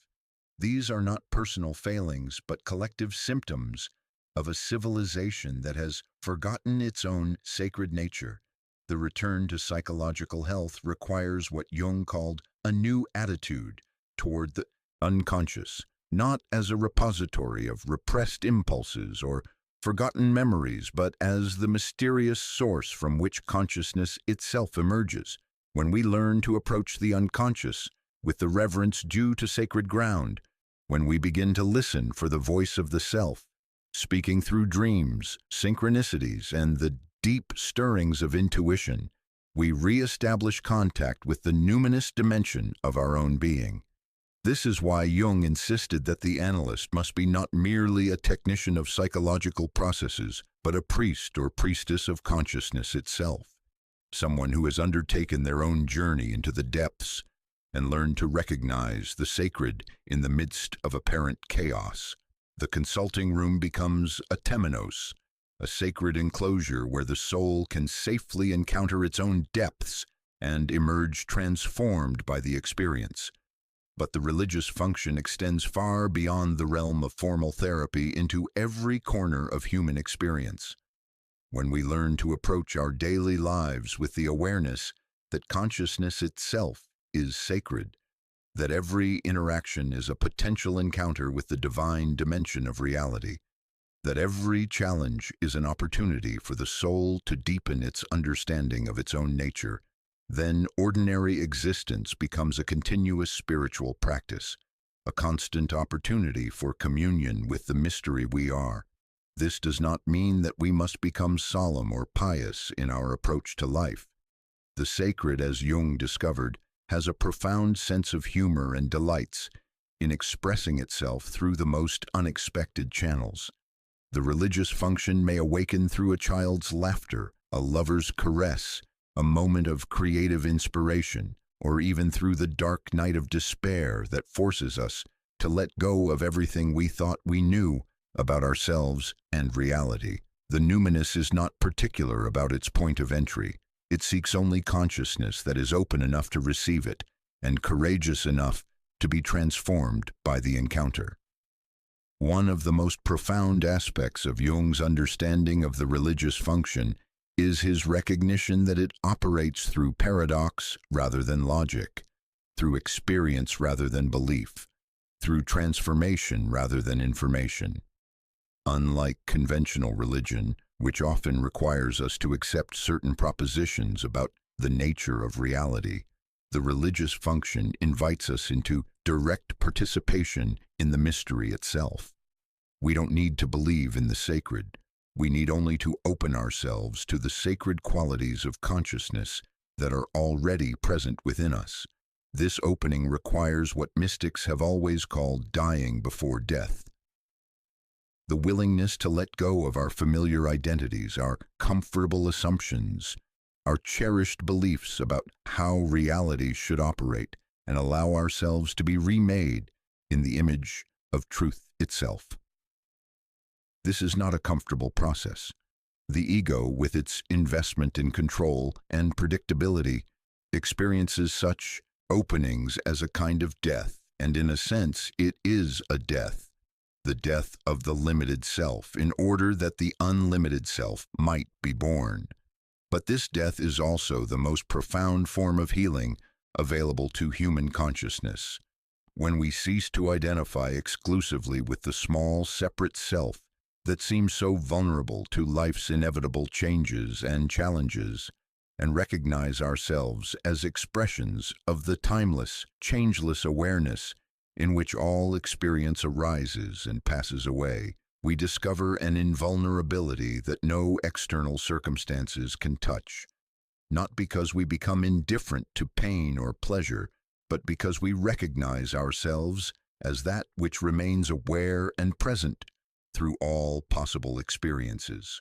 The religious function reveals that consciousness itself is sacred, not consciousness as a product of the brain or an emergent property of complex neural networks, but consciousness as the fundamental reality from which all appearances, including brains and bodies and entire universes, emerge like dreams within the mind of the Absolute. This recognition transforms not only our understanding of ourselves, but our relationship to every aspect of existence. When we know ourselves as sacred consciousness, temporarily expressing itself through the unique lens of individual experience, we can no longer be damaged by the inevitable losses and disappointments that characterize human life. We may grieve the passing of loved ones, but we cannot be ultimately separated from them, because separation itself is revealed as an illusion of perspective, rather than a fundamental fact of existence. We may struggle with physical pain or emotional difficulty, but we cannot be essentially harmed because we recognize ourselves as the indestructible awareness that witnesses all experiences without being diminished by them. This is not a philosophical position, but a living recognition that transforms every aspect of how we relate to ourselves and others. Relationships become opportunities for mutual recognition of our shared divine nature rather than strategic alliances for survival or pleasure.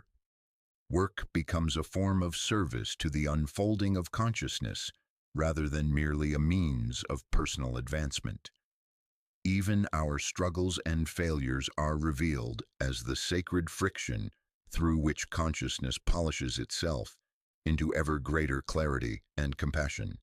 Jung observed that the religious function tends to activate most powerfully during the second half of life, when the ego's attempts to establish security and significance in the external world begin to reveal their ultimate futility. This is not a failure of aging, but a natural progression toward wisdom. The soul that has spent its youth exploring the horizontal dimensions of existence, career, relationships, achievements, acquisitions, eventually feels called to explore the vertical dimension, the depth that leads not outward but inward, not toward more experience but toward the source of experience itself. This transition often begins with what Jung called the midlife crisis, but which might more accurately be described as the soul's rebellion against meaninglessness. The life that once felt so compelling and important begins to feel hollow and repetitive. Success loses its luster. Pleasure becomes increasingly difficult to sustain, and a profound restlessness emerges that cannot be satisfied by any external attainment or acquisition. This is the religious function beginning to stir within consciousness, calling us home to our true nature. It is the soul's way of saying that we have learned what we can from identifying ourselves as separate, struggling entities and are ready to discover what it means to be expressions of the infinite expressing itself through finite forms. The crisis is actually a calling, the depression a sacred discontent that will not be silenced until we answer the deepest questions of existence through our own direct experience. But the religious function does not demand that we abandon the world or retreat into some form of spiritual bypassing. Rather, it asks us to discover the sacred within the ordinary, to find the eternal within the temporal, to recognize the infinite expressing itself through every finite form and circumstance. This is perhaps the most radical aspect of Jung's understanding, that the sacred is not elsewhere but here, not in some future state of enlightenment, but in the present moment of conscious awareness, not in special places or times, but in the ordinary miracle of consciousness, recognizing its own divine nature. When this recognition stabilizes within us, we discover that we are living in a fundamentally different universe than the one we thought we inhabited. It is not a universe of separate objects competing for scarce resources, but a unified field of consciousness exploring its own infinite potential through countless forms and perspectives. Every encounter becomes a meeting with another face of our own essential nature, every challenge an opportunity for consciousness to deepen its understanding of itself, every moment a fresh invitation to participate consciously in the cosmic dance of creation and dissolution. The implications of this understanding extend far beyond personal transformation into the realm of collective healing. A humanity that recognizes its own sacred nature cannot remain locked in the patterns of conflict and exploitation that characterize so much of our current civilization. When we know ourselves as expressions of divine consciousness, we naturally treat ourselves and others with the reverence due to sacred beings. Environmental destruction becomes impossible. When we recognize nature as our own body, war becomes unthinkable when we see enemies as other faces of our own infinite identity. This is not naive optimism, but practical wisdom.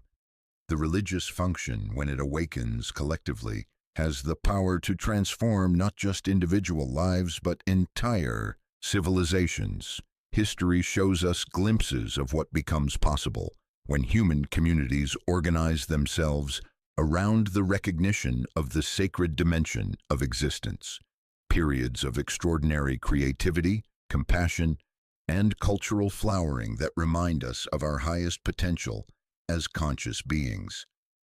Jung believed we are living in such a time of potential religious transformation, though it may not yet be apparent to those who expect such transformations to follow familiar patterns.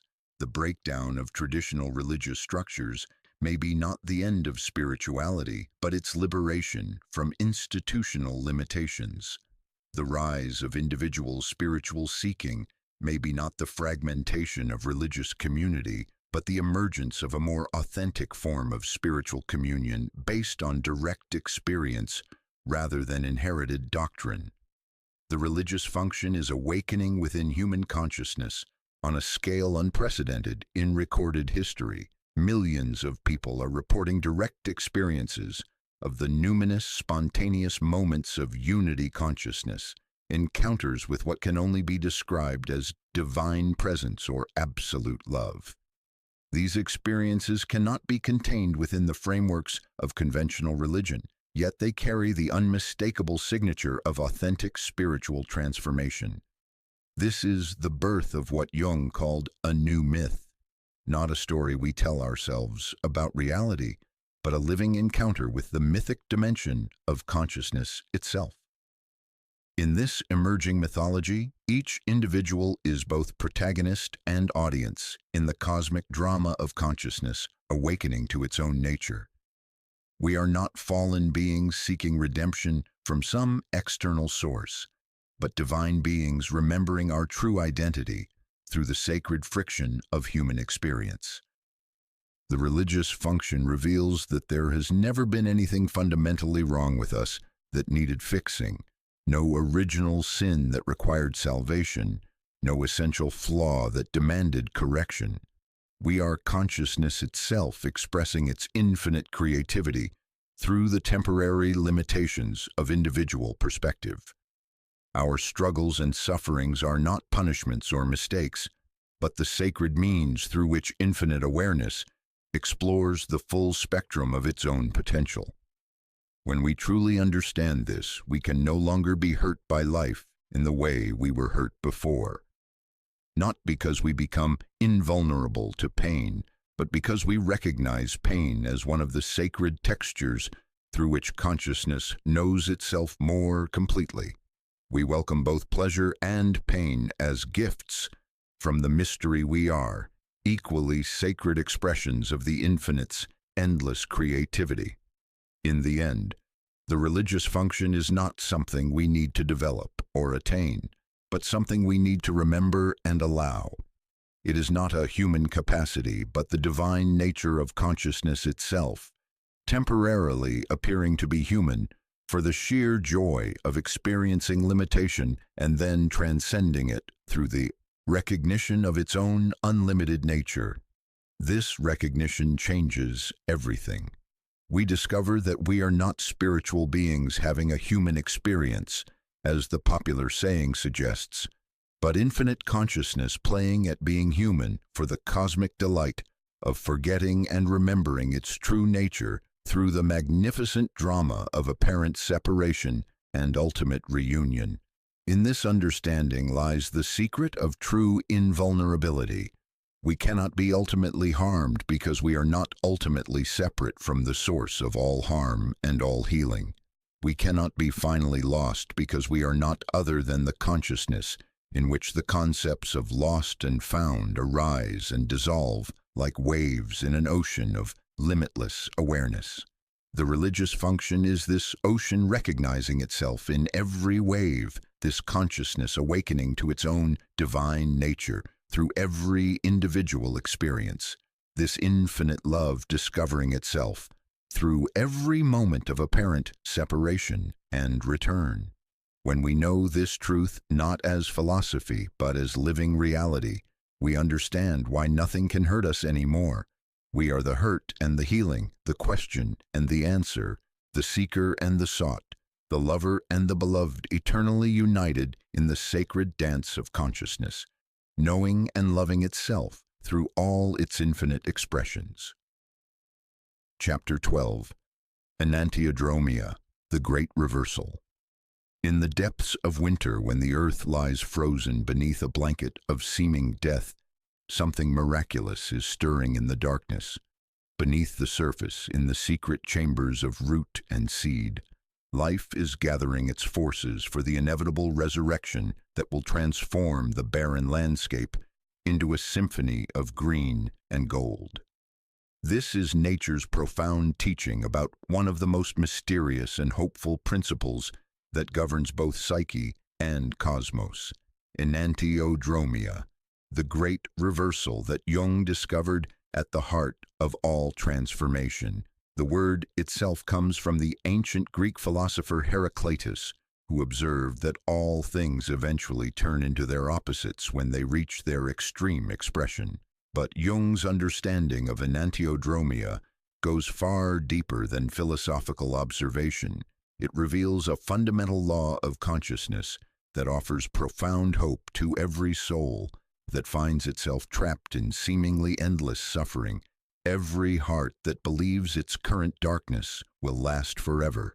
Every spirit that has lost faith in its own capacity for renewal and rebirth. Imagine standing in the eye of a hurricane, surrounded by walls of wind and rain, so fierce they seem capable of destroying everything in their path. The rational mind might conclude that such intensity can only increase, that the storm will rage until nothing remains but devastation and ruin. But those who understand enantiodromia know that the very intensity of the storm contains within it the seeds of its own dissolution. The extreme cannot sustain itself indefinitely. It must eventually exhaust its own energy and transform into its opposite, giving way to a peace and clarity more profound than existed before the tempest began. This is the secret that has sustained every mystic through their dark night of the soul, every hero through their descent into the underworld, every consciousness through its journey from unconsciousness to awakening. The principle of enantiodromia reveals that no psychological state, no matter how painful, no matter how entrenched, no matter how seemingly permanent, can maintain its grip on consciousness forever. Every extreme carries within it the promise of its own reversal, every ending the seed of a new beginning, every death the guarantee of resurrection. But enantiodromia is not merely a consoling philosophy for those in distress. It is a precise description of how consciousness actually operates at its deepest levels. Jung observed this principle working throughout the individual psyche and across the collective evolution of human awareness. The saint who becomes too perfect may find themselves confronting their own shadow with unprecedented intensity.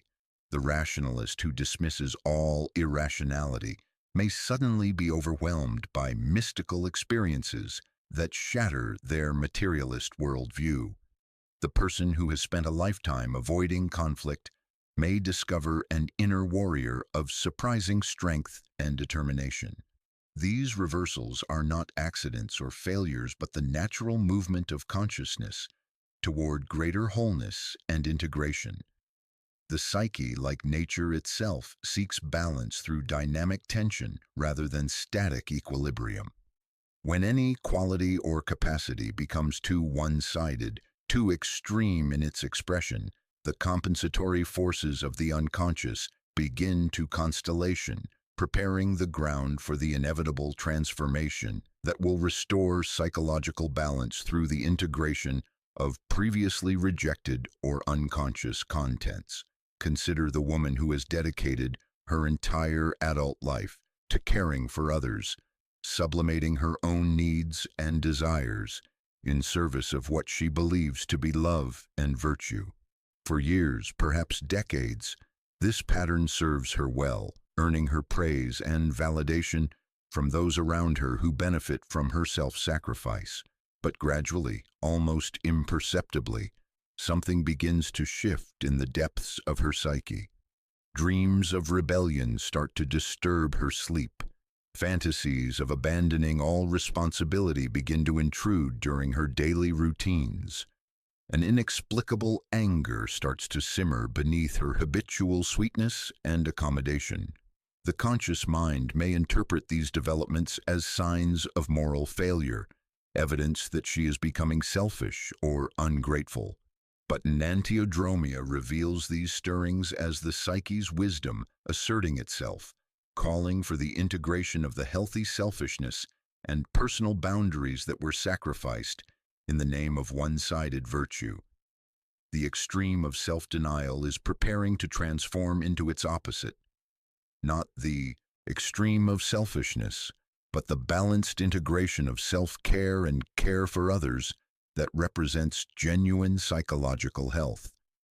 This transformation rarely occurs smoothly or without resistance. The ego, which has invested so much energy in maintaining its one-sided position, experiences the approaching reversal as a kind of death, and in a very real sense. It is a death, the death of an identity that has outlived its usefulness and must now yield to a more complete expression of the self. This is why periods of enantiodromia are often accompanied by intense psychological distress, confusion, and a profound sense of losing one's way. But Jung's great insight was to recognize these periods of apparent breakdown as actually breakthrough in disguise, the necessary dissolution that precedes every authentic rebirth.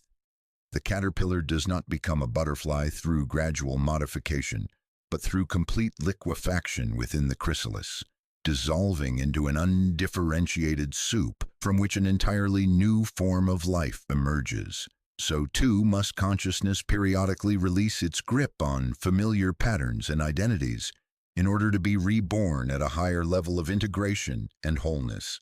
The principle of enantiodromia offers profound comfort to those who find themselves in the midst of such transformational crises. The depression that seems to have no bottom will eventually give way to joy of unprecedented depth. The anxiety that appears to be taking over one's entire life will transform into a sensitivity and awareness that enriches every moment. The anger that feels like it might consume everything in its path will alchemize into a passion for justice and positive change that benefits not only oneself but the entire community. But this transformation cannot be rushed or forced through willpower alone. Enantiodromia operates according to its own mysterious timing, following the deeper rhythms of the psyche rather than the desires of the conscious ego. Attempting to accelerate the process or control its direction often results in prolonged suffering as the ego exhausts itself, fighting against the natural flow of psychological transformation. The wisdom lies in learning to cooperate with the reversal rather than resisting it, to trust the deeper intelligence that knows when and how each transformation must unfold.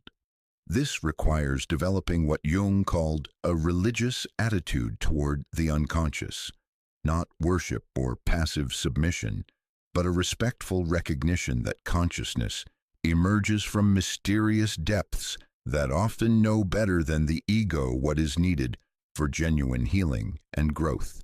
When we can approach our psychological reversals with curiosity rather than terror, with faith rather than despair, we discover that what seemed like destruction was actually reconstruction. What felt like ending was actually beginning. The collective dimension of enantiodromia is equally profound and offers hope for humanity's current global challenges. Jung observed that entire civilizations go through cycles of one-sided development, followed by compensatory reversals that restore balance on a massive scale. The extreme rationalism and materialism that has dominated Western consciousness for the past several centuries is already showing signs of exhausting itself, giving way to a renewed interest in spirituality, meaning, and the mysterious dimensions of existence that scientific reductionism cannot adequately explain. This is not a return to pre-rational consciousness, but the emergence of what philosophers call trans-rational awareness, a form of knowing that includes and transcends both rational and intuitive ways of understanding reality. The pendulum that swung so far toward analytical thinking is beginning its return journey, but it will not simply swing back to its starting point. Instead, it moves toward a new synthesis that integrates the gifts of both rational and mystical consciousness in service of a more complete and balanced understanding of what it means to be human. We can see evidence of this great reversal everywhere in contemporary culture. The rise of integrative medicine that combines scientific rigor with ancient healing wisdom, the emergence of quantum physics that sounds increasingly like mystical philosophy, the growing recognition that consciousness itself may be fundamental to the universe rather than merely an emergent property of complex matter. These developments represent not the abandonment of science, but its evolution toward a more comprehensive understanding of reality that includes the dimensions of meaning, purpose, and transcendence that pure materialism cannot address. On the personal level, enantiodromia reveals why the darkest periods of our lives often become the most transformative. The complete collapse of everything we thought we knew about ourselves creates the space for a more authentic self to emerge. The shattering of all our familiar certainties opens us to truths we could never have discovered while we remained comfortably insulated within our previous understanding. The death of who we thought we were becomes the birth canal through which who we truly are finally emerges into conscious awareness. Jung himself experienced this principle during his own psychological crisis, the period he later called his confrontation with the unconscious. For several years following his break with Freud, he descended into a psychological underworld where all his professional certainties dissolved, and he found himself face to face with forces and realities that his rational mind could neither explain nor control. Dreams, visions, and strange encounters with what seemed to be autonomous psychological entities challenged everything he thought he knew about the human psyche. From the perspective of his conscious ego, this period felt like complete breakdown, a descent into madness that threatened to destroy both his career and his sanity. But from the deeper perspective of enantiodromia, this apparent breakdown was actually the necessary prelude to the breakthrough that would revolutionize his understanding of human consciousness and contribute immensely to humanity's collective wisdom about the nature of the psyche. The extreme one-sidedness of his previous purely rational approach to psychology had to be shattered in order for a more complete understanding to emerge, one that could include not only the rational dimensions of the psyche but also its transpersonal, archetypal, and numinous aspects. What felt like destruction was actually creation. What seemed like ending was actually beginning. What appeared to be failure was actually the foundation for his greatest contributions to human understanding. This pattern repeats itself in the life of every individual who dares to undertake the journey of genuine self-discovery. The comfortable persona must be stripped away to reveal the authentic self beneath. The familiar ego strategies must prove their inadequacy before more genuine solutions can emerge. The false securities must crumble before true invulnerability can be discovered. But here lies one of the most beautiful aspects of enantiodromia. The reversal never simply returns us to where we started, but transforms us to a higher level of integration and understanding. We do not merely bounce back from our difficulties, we are reborn through them, emerging with capacities and insights that could only have been forged in the fires of transformation. The phoenix that rises from the ashes is not the same creature that was consumed by flame, but a new being that carries within itself the wisdom earned through death and resurrection. This is why enantiodromia ultimately makes us invulnerable to psychological suffering in its most destructive forms. Not because we become immune to pain or difficulty, the enlightened being may suffer as intensely as anyone else, but because we understand pain as part of the natural rhythm of consciousness, as necessary to psychological growth as winter is to the agricultural cycle. We learn to trust the deeper intelligence that orchestrates these reversals, knowing that every extreme condition carries within it the seeds of its own transformation. When we truly understand enantiodromia, we can no longer be devastated by temporary conditions because we know them to be temporary by their very nature. We can no longer be identified completely with any single psychological state because we understand that all states are part of a larger pattern of transformation that transcends any particular configuration of thoughts, emotions, or circumstances. This understanding brings with it a profound sense of freedom and relief. The depression that once felt like a life sentence is revealed as a temporary visitor that brings gifts of depth and authenticity unavailable to superficial happiness. The anxiety that seemed like evidence of personal failure is recognized as the psyche's way of preparing for necessary changes that the conscious mind might otherwise resist. Even the most difficult emotions and experiences are welcomed as part of consciousness's natural process of growth and self-discovery. The practical implications of this understanding are immense. When we know that every extreme will eventually reverse itself, we can navigate life's challenges with much greater equanimity and wisdom. We neither cling desperately to pleasant experiences nor resist frantically against difficult ones, but learn to surf the waves of transformation with the skill and grace that comes from understanding their underlying patterns and purposes. In relationships, this understanding prevents us from trying to freeze moments of happiness into permanent states or from believing that periods of conflict signal the end of love.